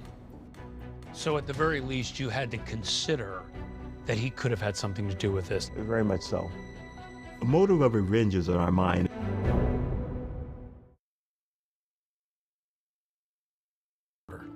They discover that before Seth, Amanda had been seeing a man named Jesse. He was a boyfriend of Amanda basically a week before Seth was. And he also worked at Friendly's. So at the very least, you had to consider that he could have had something to do with this. Very much so. Jesse wanted a serious relationship, Amanda didn't. And she finds a new boyfriend. Police learn of an alleged incident at Friendly's involving Jesse and Amanda's new boyfriend, Seth, that raises alarm bells for authorities. Friday was the murder. Thursday night, when Jesse's working, Seth shows up at the Friendly's. Amanda's boss at Friendly's tells police Seth came in and kissed Amanda openly. Jesse saw it, and he looked uncomfortable afterwards. Jesse asked to go home a little later. Jesse moves up the chain as a very likely suspect. A motive of revenge is on our mind about Jesse. I want to play some of your interrogation from speaking to Jesse. So you both worked at Friendly's on that Thursday, right? Correct. You left work. Going on. I was just pissed that she wouldn't tell me. And this is the time that she's now with Seth? I don't know if I knew about it yet, but she'd probably talk, you know what I'm saying? At this point, you're trying to figure out who might have been involved. How does this information fit into your investigation? We're looking at the fact of who could have done this, who was angry at her. Because as we look at the scene, there's a lot of blood, there's a lot of anger going on. It's not a one and done out the door. Can we also look at your phone? What'd you do with those text messages that you texted her? Did you delete them all? My texts are deleted. Because you felt they were uncomfortable, or? First of all, I didn't want to look at any conversation of me and her, just because it made me sad to even think about her. Why is that? Because she's murdered. So you deleted them after you found out she was killed? I didn't even want to have to look at them. Everything reminds me of her. As an investigator, what do you make of that? He's trying to hide something. So now there's obviously texts that he doesn't want investigators to see. Did he delete them because she's dead, or is he part of something that happened to her? Deleting text messages certainly seems out of the ordinary. Yes, it does. Now investigators want to know if Jesse was doing anything out of the ordinary the day of Amanda's murder. Did you stay home all day? Most of the day. The only time I really left was to go to Friendly's. What'd you go there for? For my check. So. Did you cash it? No. Oh, actually, yeah, I did cash it at General's. How did you get there? I got a ride. From who? Kyle. He says he goes to General's. We check a tape to verify his story. We learned that Kyle did not drive him there. So Jesse had lied. Jesse, we interviewed you twice already. And were you telling us the truth? Everything except for about me taking my car to General. Why weren't you telling the truth about that? Because I told you guys that I didn't drive my car, and then when we got in the story, I remember I took my car to General. I just didn't want to go back on my word. I was scared. I don't know. Believe me, I regretted it the second I did it. You were scared? What were you scared about? Just nervous. I've never been interrogated before or anything like that. Never had to deal with anything like this. Basically, his story is he didn't want to tell his parents he wasn't supposed to be driving. So he's more afraid of his parents than he was of the police. Jesse has lied about who he is with from Friendly's, quite possibly if he's in a car by himself. He could have went by Amanda's and then went to General's. With questions lingering over Jesse's account, investigators decide to compare his shoes to the bloody shoe prints left at the crime scene. No, what are those, Vans? Yeah. I have like 2 pairs of these. Yeah. That's it. You want to look at the bottom? Yeah, the other side. Ultimately, Jesse's shoes are not a match, and his alibi checks out. We talked to the people at General's. He's not bloody. He's cashing his check. Those close to Jesse never thought for a second that he was capable of such a heinous crime. Tell me about Jesse. Jesse's a great kid. When his name was brought up, that was a absolutely not moment. I've never seen Jesse angry. Sweetest kid. And I know that was really intense for Jesse. Yeah. I know that was, you know, to be put in that spotlight and to have the whispers, I think that was really hard for him. With Jesse now fully cleared by authorities, investigators follow another lead. A mysterious vehicle that a witness says she saw speeding away from Amanda's apartment right around the time of the murder. So to us, it's like, wow, that's big. We're on the lookout for a white sedan. And a 911 call comes in that might just turn the entire case on its head. Fine, police, Court of Understate, Jady speaking. I'd like to call to turn myself in. And to know what you're turning yourself in for. A murder.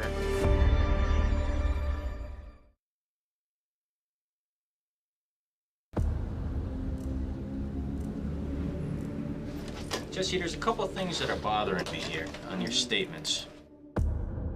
Amanda's ex-boyfriend Jesse raised eyebrows when detectives say he was less than forthcoming with information. Now, you said you still don't know how she died. I don't. You don't.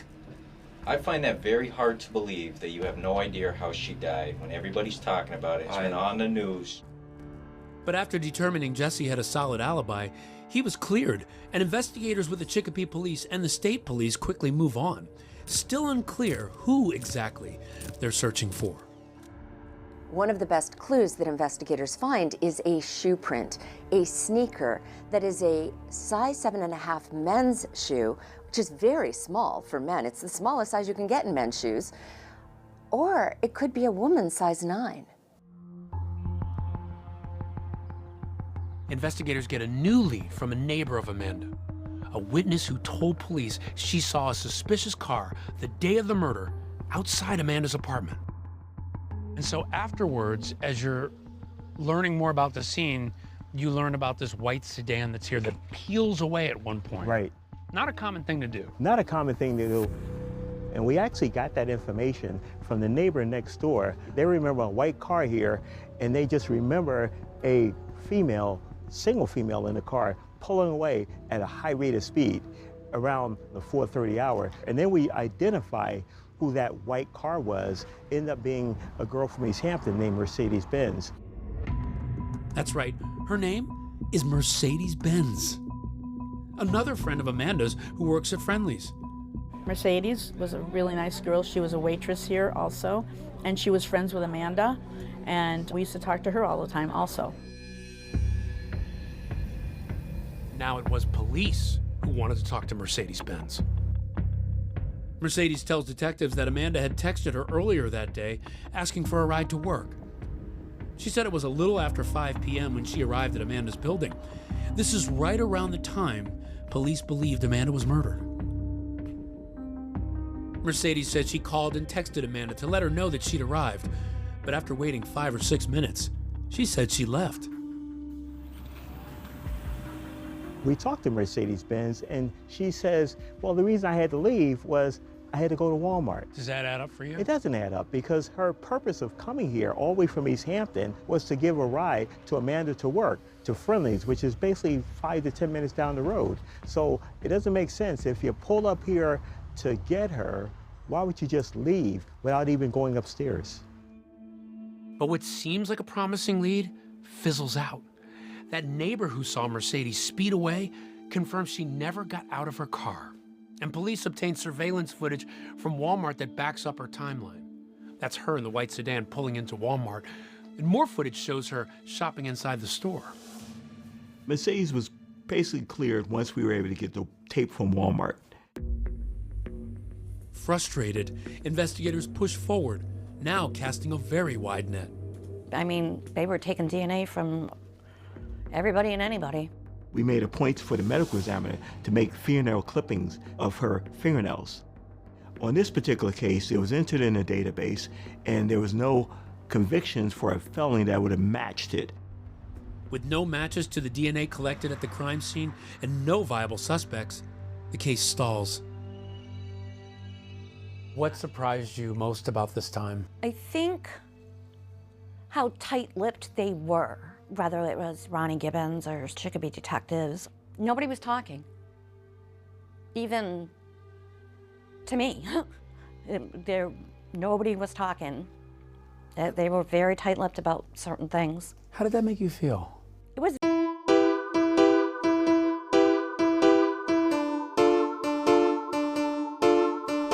У меня есть друг Валентин, он такой один. Валентин позвонил мне с утра, и он разбудил меня. Он мне позвонил и сказал, чтобы я приехал туда куда? А вон туда. Я приехал, он тут стоял один, а потом сказал: прости. Да. Валентин Валек.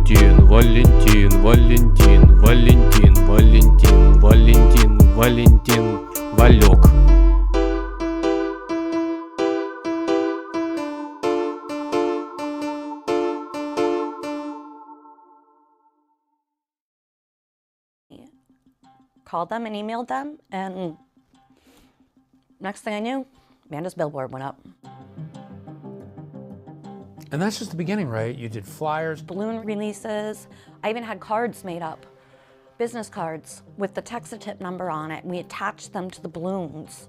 When we did the balloon releases, one of the balloons ended up 3 hours away, Cape Cod. Wow. It's been 18 months and 5 days since Amanda was murdered. So today, I'm hoping with the release of these balloons that somebody will come forward. Somebody knows something that happened that day. It was a busy Friday afternoon. We're just looking for that one missing piece of the puzzle. She was just in your face. She really was like you would be as a mother. We want to find out what happened to your child. And she was out there. She was gonna find out. Michelle's a force. Despite Michelle's efforts to publicize Amanda's case, the investigation continues to languish. Then, a dramatic development. More than a year after the murder, a 911 call comes in that initially stuns police. A man confesses to Amanda's murder. I like to turn myself in. I live in Plymouth. Well, spell your last name. Do I really have to? I'm turning myself in. Right, but I have to know what you're turning yourself in for. For murder. From where, sir? From Chicopee. From Amanda Plaza, and I just can't handle it anymore. Cops track down the caller, but just like hundreds of other promising leads, the confession is a dead end. The caller was impersonating another man trying to get him in trouble. Neither had any involvement in the murder. They had read it online, facts about the murder, and once you got through the facts, there was no factual basis to the confession. This was a very frustrating investigation. And then a discovery that blows the investigation wide open. And I still remember the night. It was probably at 10 o'clock at night. I get a call from Ronnie Gibbons. Michelle, you got that whiteboard from the apartment? A clue that had been hiding in plain sight all along. I never heard his name. Had you ever heard Amanda mention something, Nope. Dennis? Never, not once. Can you spot the clue on this whiteboard?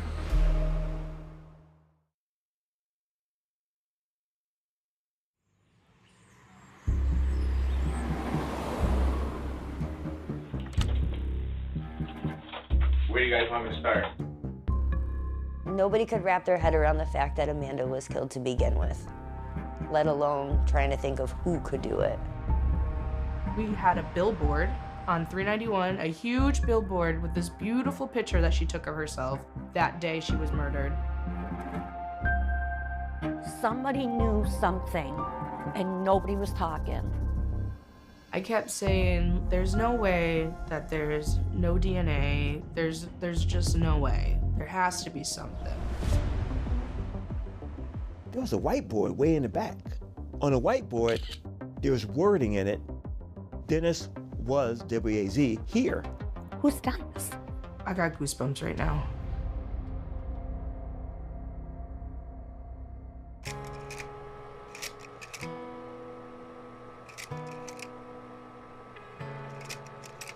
So I was on the way to the hospital. They had told me 12 hours before I had her that I was having a boy.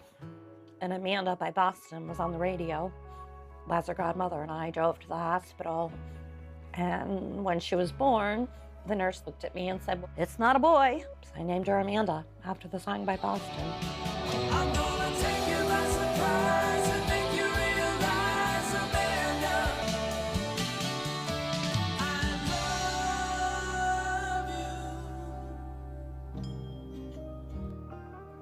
She was just always bubbly and fun, and she had this big curly hair, and she just, she was a light.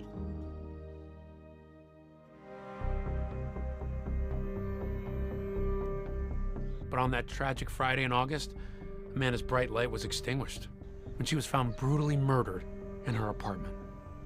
She was laying on the kitchen floor right when I opened the door. Just in a pool of blood, stabbed to death. I got the call to say that we have a homicide and respond to the scene. So I actually responded to the scene initially. People in the neighborhood were worried. Is someone gonna come to my door and kill me? You don't even think it's real at first, you know? You're numb to it. Then you're like, oh, okay, maybe something's like amiss. Like maybe this isn't true. Nobody could wrap their head around the fact that Amanda was killed to begin with, let alone trying to think of who could do it. At the crime scene, police discover a partial palm print on the broken window and a bloody shoe print in the kitchen near Amanda's body. But with lead after lead coming up empty, the investigation is losing momentum. They interview hundreds of people who knew her, friends, relatives, coworkers, and there is nothing new under the sun. Unless somebody comes forward with new information, this case is going to grow cold.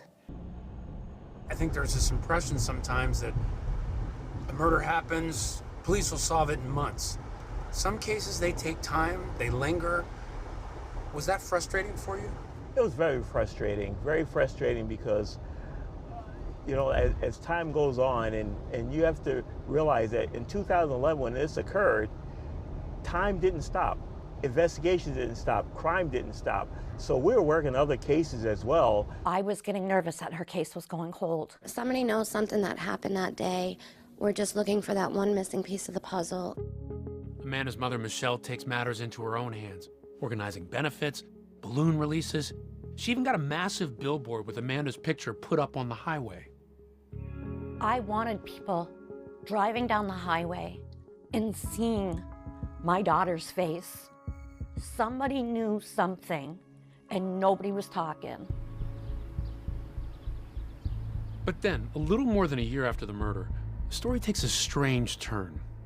Rumors are swirling in Chicopee about graphic crime scene photos seen at a high school football game. New details on the Chicopee police officers accused of taking pictures of murder victim Amanda Plass's body. It was June 10th of 2013. I will never forget. There was a news conference. It was the then mayor who was appointing a new chief of police and said that they were investigating a crime scene photo leak by 2 of the Chicopee police officers. My heart just sank. What do you mean police officers were taking pictures of the crime scene and sharing them? 2 Chicopee police officers who had been assigned to protect the crime scene took photos of Amanda's body with their personal phones, and adding insult to injury, they forwarded the pictures to other officers, and it was shown to coaches at a high school football game. Everyone, the whole newsroom was, how could anyone do this? How could an officer do this? Michelle sued the police department and the city, claiming emotional abuse suffered at the hands of the Chicopee PD. They sued him for $10 million. I sued the city, the police department. I sued them all. It wasn't about the money. It was about proving a point. An internal affairs investigation called the behavior an affront to the professionalism otherwise demonstrated by Chicopee and the state investigators in this case. The officers responsible were disciplined by the police department. They were there to protect the scene, and at my daughter's most vulnerable moments, you disrespect her in the worst way ever and think that's okay. I just, I was mad. At the same time Michelle's dealing with the photo controversy, she's campaigning tirelessly to keep Amanda's murder case front and center. What was it like for you to have to handle questions about that controversy, while at the same time, what you're really focused on is finding your daughter's killer? Yeah, and I think that's what's the hard part of it all. I didn't want the controversy to overshadow the fact that we still did not have justice for Amanda. We were still looking and begging for that end to be closed. Investigators working on Amanda's case had no involvement in the alleged scandal. Frustrated by the lack of progress, they go back to square one, reviewing everything from scratch. We would try to keep saying, what do we miss? What do we miss? What do we miss? And then a breakthrough. While reviewing photos of the crime scene, investigators spot a potentially critical clue that had been overlooked, hiding in plain sight in Amanda's bedroom. We come upon, in a scene where the table is at, there was a whiteboard way in the back. On a whiteboard, there was wording in it, Dennis was, W-A-Z, here, 8/11/11. The grisly murder took place in the kitchen, but the whiteboard was in Amanda's bedroom, which appeared undisturbed, and they missed the clue. I get a call from Ronnie Gibbons, and it was like 9:45 at night. Michelle, you got that whiteboard from the apartment? I said, yeah, it's in the closet. He said, I'll be over in 5 minutes, I gotta grab it. After more than 2 years, investigators finally had a name. But the answer to the question, who is Dennis, only brings more mystery. This Dennis was here on this whiteboard. This is a huge clue for your case. This is a big clue. Why? Because Dennis' name had never come up in the investigation. Now we're scrolling through Amanda's Facebook going, who's Dennis? She didn't know. Amy Lay didn't know. Her friends were calling me going, Dennis. Nobody knew who Dennis was.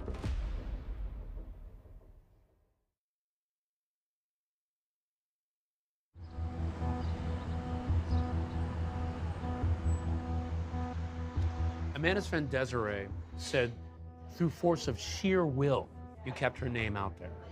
How difficult was that? It was difficult. It takes a toll. And there are some nights where you just, again, you don't want to be that mom. But then something else would pop up and you'd be like, okay,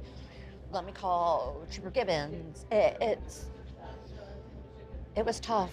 It was very tough. I had Michelle that was calling me at 11 o'clock at night, 12 o'clock at night, mad and angry. You gotta do something. You gotta do something. There was never a time where Ronnie did not show up at my house without a smile on his face. The only side that I saw was the compassionate side, the side that said, I'm here to the end.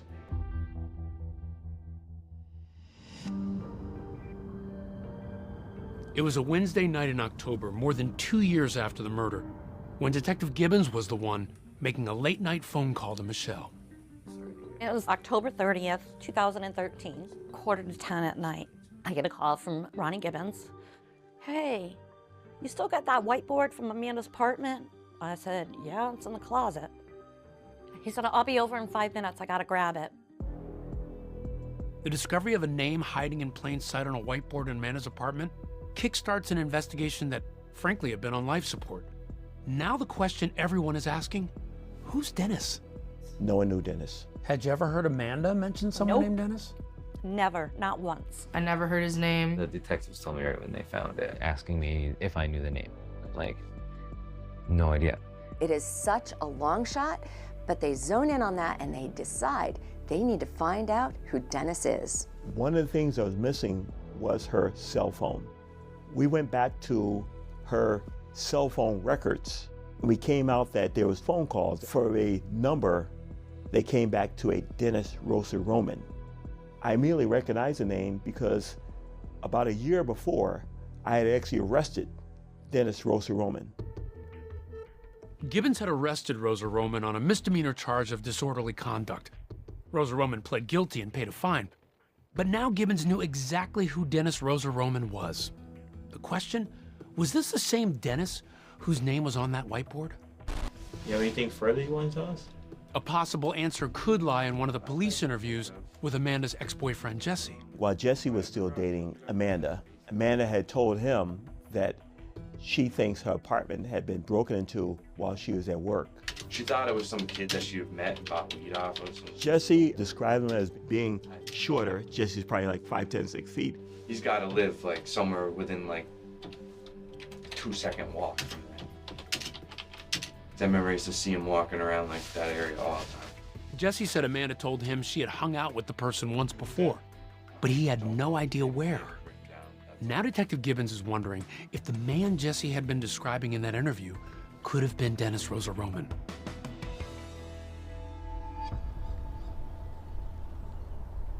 Amanda lives about a half a block away from this park. She used to hang out here, right? Yeah, this is like a hangout for the neighborhood. And we learned later on, this is kind of like where Dennis would hang out during the daytime because it just didn't work. So they might have come across each other in this park just in passing in the neighborhood. Exactly, exactly. In the time since Amanda's murder, Dennis Rosa Roman had moved from Chicopee to nearby Westfield, Massachusetts. Gibbons decides to pay him a visit.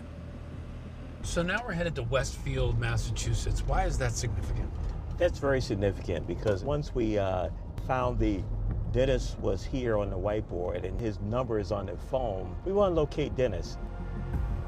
What's your expectation going there? What are you trying to achieve? The plan was to knock on his door and talk to him, just like we had talked to over 50 other people in the case, as well as to get his shoe size, as well as to get his DNA. I go to the apartment, ring the doorbell, no answer, and next thing you know, I see from a side alleyway that's between the building, Dennis come out. And what happens next? Beautiful timing, but here he is, he comes right around the corner. Just walking right to you. Walking right to us. So I stop him and then say, hey Dennis, you got a moment? We want to talk to you about Chicopee. We want to talk about a girl named Amanda Plass. Yeah. His first thing is, he kind of chuckles, he says, oh no, I don't go to Chicopee, it's too dangerous there. And I say, well, how about this girl Amanda Plass? And he says, I don't know Amanda at all. So I know that from the phone records, yes, he does know Amanda Plass. In fact, Gibbons knew from those phone records that there were 9 calls between Dennis and Amanda. Dennis had called Amanda 5 times, just a month before the murder. I said, hey, can we go to the police station? He said, no, I got something I got to do. I noticed him light up a cigarette, and he's smoking on a cigarette. And now I'm thinking, wow, maybe I can get DNA off this cigarette that he's smoking. Although Gibbons had arrested Rosa Roman a year prior, because he had never been convicted of a felony, his DNA was never entered into the national database. Gibbons says Rosa Roman didn't want to talk to him that day and began to walk away, but not before he tossed the cigarette he was smoking on the sidewalk. Meanwhile, I told my partners, go to my car, get a paper bag, give me some rubber gloves. Dennis sees that because he keeps looking back. My partners come back with rubber gloves. He sees me put them on. He sees that paper bag. He sees me reach down and put that inside that bag.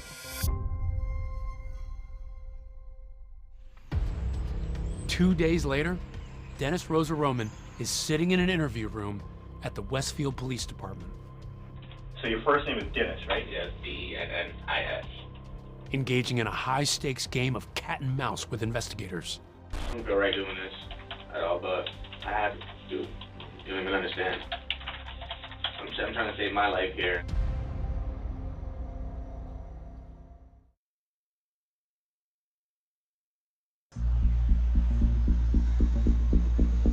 Outside his home, Dennis Rosa Roman appears to be acting cool and calm with detectives, until he sees them pick up his cigarette butt off the street. Clearly he's concerned, because not long after they leave, he calls Lieutenant Ronald Gibbons. After seeing me take that cigarette butt, he's now blowing my phone up. Hey, you and I gotta talk. You say you really need to talk to the... Yeah, like seriously. Where do you guys want me to start? Where they want him to start when they meet with the cameras rolling is very simple. Does he know Amanda Plass? You knew her? I met her. I didn't know her that long, but I knew her of her. You know her first name? Amanda. How much before did you meet her that she passed? Say like a week or two. Okay. 2 weeks the most. So you know her about a week or two before she got killed? Yeah. He didn't know Amanda at all. And then he comes around to say that, okay, I did know Amanda, but I would sell her weed. I met her by Family Dollar in Tedeschi and Chicopee. Okay. You know where that's at? So I seen her, you know, and she asked me if I could get some bud. How many times previously did you get weed for her?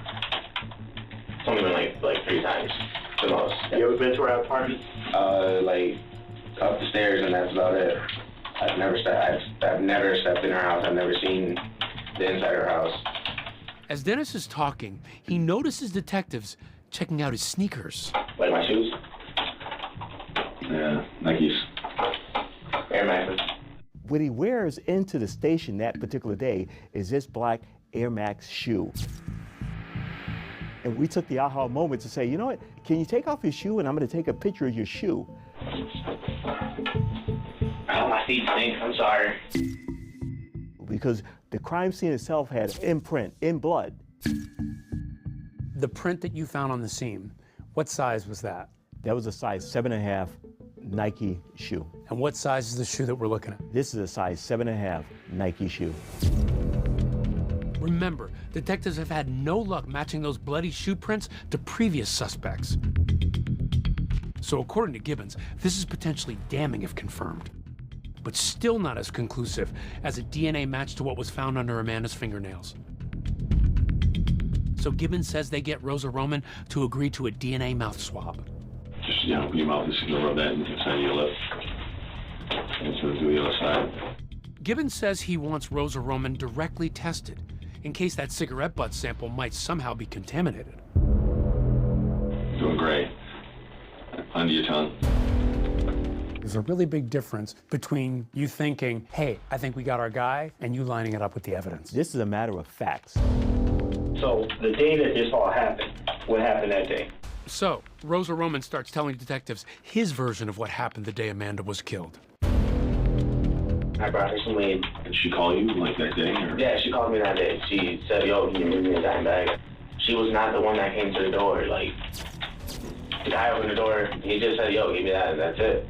And I went about my way. What Dennis says is that this other guy was at the apartment.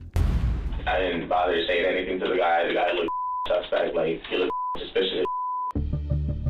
He answers detectives' questions about what he says the man looked like. I'm 6 feet, so what do you think? 5'10", maybe. He's taller than you. Taller than me, obviously, yeah. He has, like, dirty blondish hair. Would you say white? Yeah, he's white. Say he weighs, like, about 170, 190 the most, almost 200 pounds. And goes on to describe what he claims he heard while outside the apartment. I'm listening to this guy's like, I want my money. I didn't give you this for no reason. Why would you do this to me? That was the guy's voice? Yeah.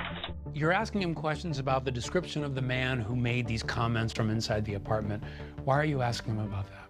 Because I want to lock him into a story. Will you be consistent with that story, or you go on another tangent? So the guy said something to her like, I want my money, I didn't do this, I want my money. I didn't do this for nothing. For nothing? Right. Did you hear her voice? No, I didn't. I didn't hear nothing. Rosa Roman is consistent, even though Gibbons says he is convinced Rosa Roman is making up his story. That's all about everything I know, and I can't say no more, no less. You know what I'm saying? Truly, I'm sorry, guys. I'm actually helping you guys. You know what I'm saying? You're very helpful. Yeah, because you know what? Not too many people have told us that they saw the guy there, you know? So that you're aces with me, you know? I didn't have enough to arrest him at this point. I had to allow him to leave. Thank you very much. One interview ends, but Rosa Roman isn't done answering questions. 2 days later, This picture is inside her apartment. You ever seen this room? It's a photo of that whiteboard. What will Rosa Roman have to say when he's shown his name is on it? And see right here, it says Dennis was here.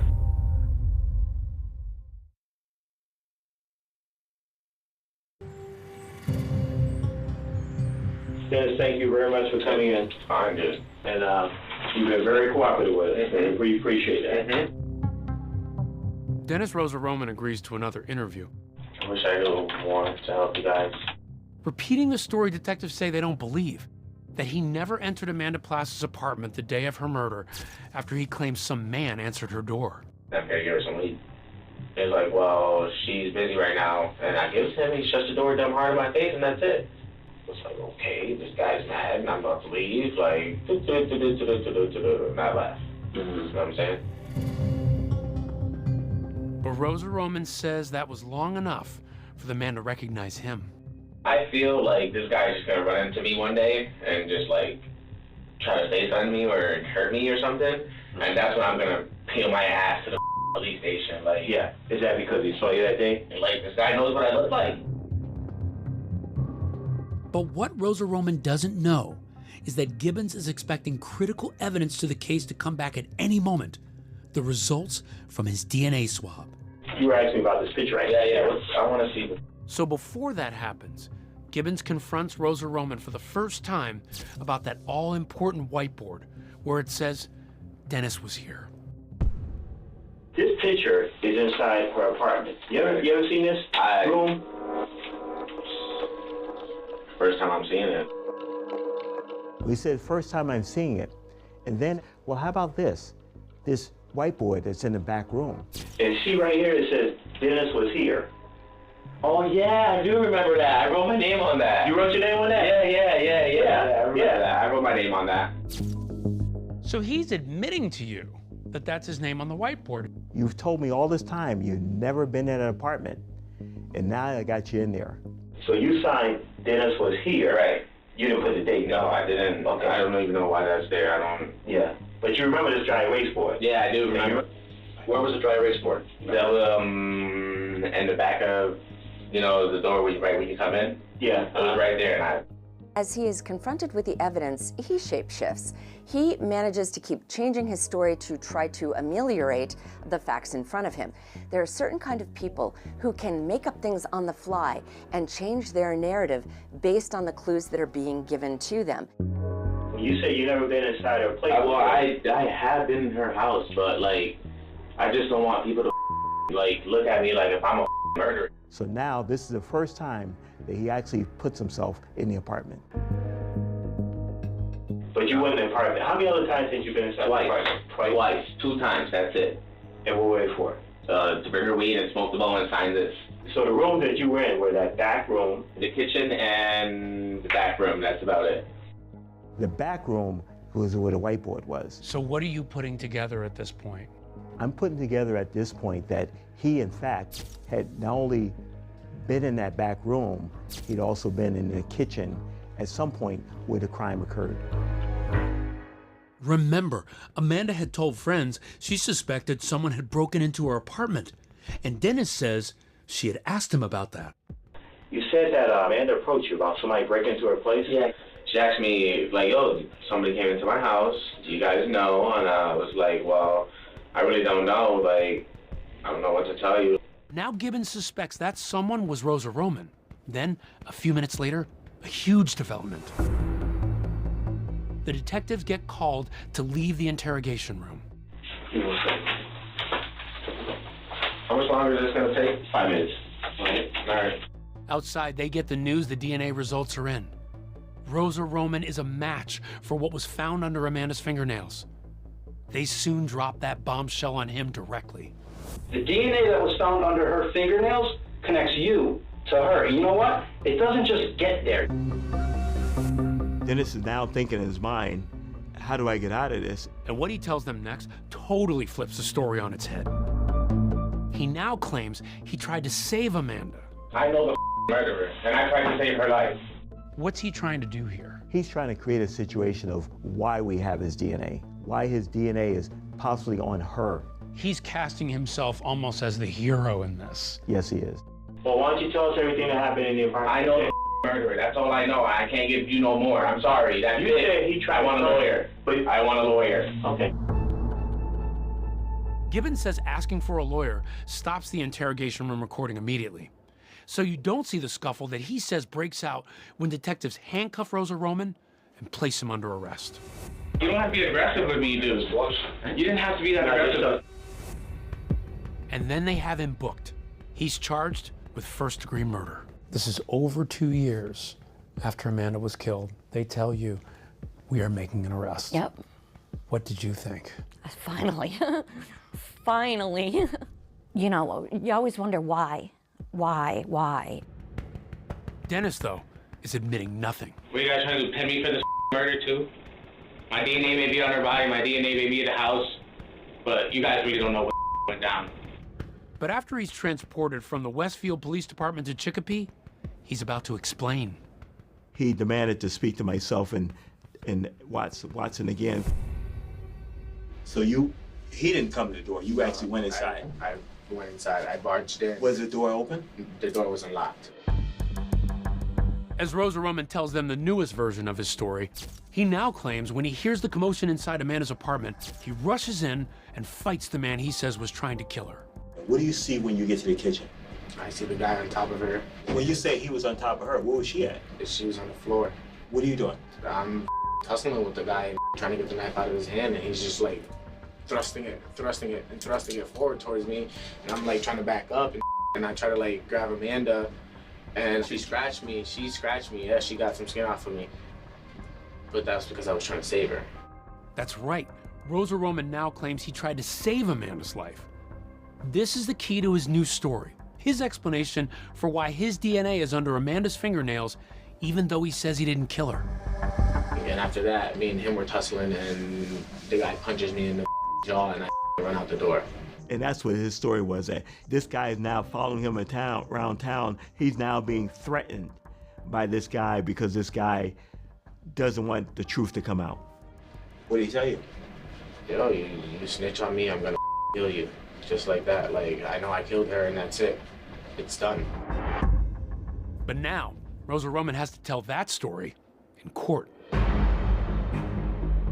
The trial of the man accused of killing 20-year-old Amanda Plass is getting underway today in Springfield. And he says he can identify who Amanda's killer is.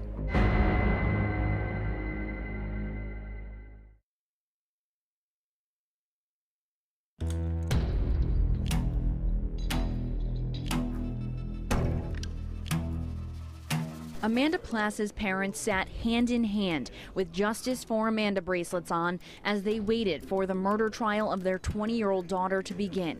I think I broke down more so in the courtroom, just looking at him. It's kind of hard to describe how it felt to see him for the first time. It's like a fever dream. Like, is this really happening? But my mind was not on him. My mind is on my sister. When I was selected for the jury, it was surreal. It was definitely a bit of a, oh my God, what am I in for? The home that Amanda lived in was 2 houses from where my mother grew up and my grandmother lived. It just became very personal. The evidence in this case will show that on Friday, August 26, 2011, Amanda Plass was brutally murdered in her home. Miss Plass was getting ready to go to work when the defendant came into her apartment while she was getting ready and stabbed her 6 times. Prosecutors lay out their case against Dennis Rosa Roman. There are the bloody footprints in his shoe size, his palm print on the broken window, and his DNA under Amanda's fingernails. They argue that Dennis, and only Dennis, committed this crime. 1 set of bloody footprints. 1 major male DNA profile underneath both her right hand and left hand fingernails. 1 killer, 1 defendant. They literally took us from A to B to C to D. They laid out every single piece of evidence. They correlated every piece of evidence to him. In addition to the physical evidence, prosecutors also used Dennis's own words against him. And see right here, it says Dennis was here. Oh yeah, I do remember that. I wrote my name on that. Each time he's confronted with evidence, he changes his story to fit the evidence. I think it was important for them to see the 3 interviews because it showed Dennis as agreeing to some of the facts, denying some of the facts, and then coming around and changing his stories repeatedly. But while the prosecution says the evidence proves Dennis's guilt, the defense argues that it isn't what it seems. He was in her apartment when Amanda Plass was killed. He did not do it, but he knows the guy who did it. The last story he told was that he was there with another man and he saw the other man kill Amanda, but he will never give the name because he was afraid the killer would kill his family. And he tells you how many times he's afraid for himself, he's afraid for his family. Charge me, I'm not giving up his name. My name pops up, meaning if they capture him, if my name pops up, he's gonna kill me. Dennis's version of events kept changing over those 3 police interviews.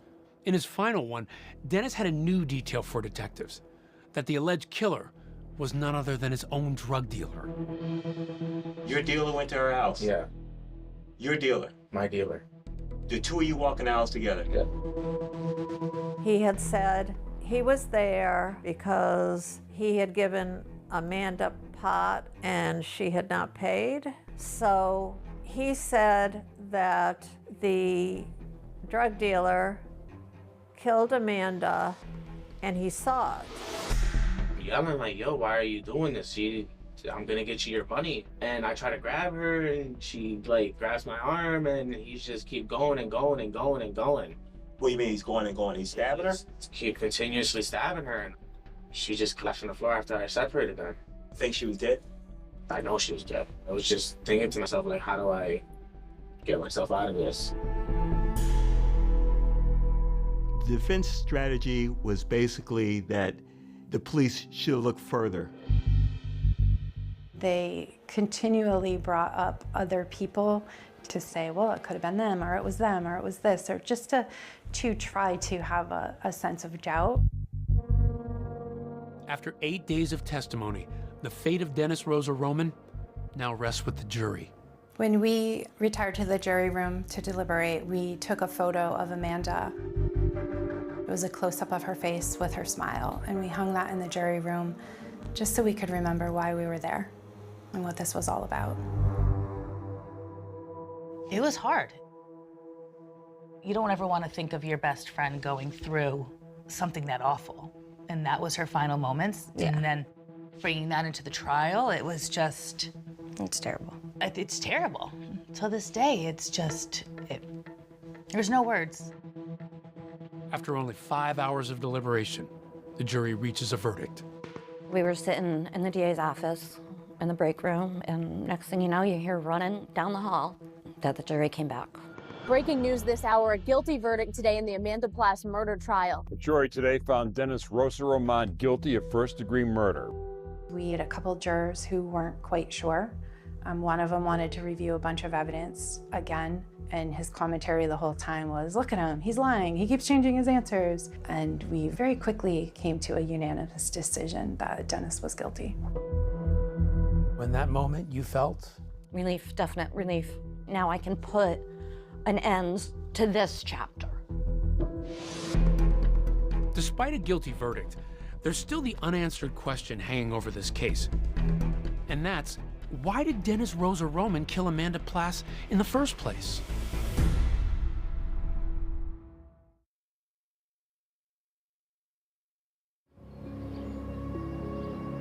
Dennis Rosa-Roman has been found guilty of the murder of Amanda Plass. But the one mystery that still remains is motive. I don't know why. There's only one person who knows why. And he never spoke, so that's definitely the hardest of it. There wasn't a bad bone in that child's body. She never did anything wrong to anybody.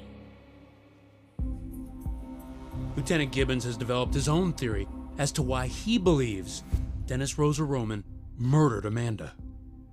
He says he learned during the investigation that there was a bag of marijuana inside Amanda's apartment left behind by someone else. Gibbons says investigators were never able to find that bag and suspects Dennis broke in looking to steal it. Dennis is a low-level dealer in the neighborhood. My theory is that he wanted to steal that weed that was in the apartment, and Amanda was a victim of circumstances that she happened to be there when he arrived. Before Rosa-Roman is sentenced, Amanda's mother, surrounded by family, tearfully addresses the court. On August 26, 2011, my world was forever changed. My pain does not end here, but my healing begins. I think at that point, it was finally my time to tell him, you took something precious from this world, and I hope you never see the light of day again. There is no amount of time that will ever bring Amanda back. I would like to ask the court to hand out the highest sentence possible of life without parole. It's the justice Michelle Pena has spent more than 5 years fighting for. Court is hereby sentence you to the Massachusetts Correctional Institution in Cedar Junction for the term of your natural life without the possibility of parole. As you look at him and you see that he's getting life without parole, what emotions are going through you at that time? It was a relief knowing that we were finally at another closing point. Did you feel like justice had been served? No, justice will never be served because she's dead and he's not. As for those officers who snapped those photos of Amanda's body at her most vulnerable moment, the mayor of Chicopee released a written apology. Michelle also reached a resolution in the lawsuit she filed. Plass's family sued the city of Chicopee and the police department. The lawsuit was settled for $110,000. Michelle continued her fight and helped pass Amanda's Law. The bill bans first responders from taking and sharing unauthorized pictures of crime victims. For an officer to want, in that moment, to take a picture of a scene like that, it makes my stomach turn. My mom wanted to make it known that you're never doing that again. Today, Michelle keeps Amanda's memory alive by sharing her story with college students. This is about the path that I have taken, the path that has helped me to my healing process. I want people to know that the grief never goes away, but dealing with it or trying to deal with it or put a Band-Aid on it enough to get you through every day is what you have to do. Thank you again. Thank you so much. Oh, these are great. That's her and Brandon. Brandon is my son. See just how the happiness on his face and her big smile. I have always said that Amanda passing kind of saved my life because I knew that I wanted to make her proud. She really helped me become the woman who I am today. She was just a very kind person and wanted to help the world be better, and that's just something I hope everyone can try to do, you know.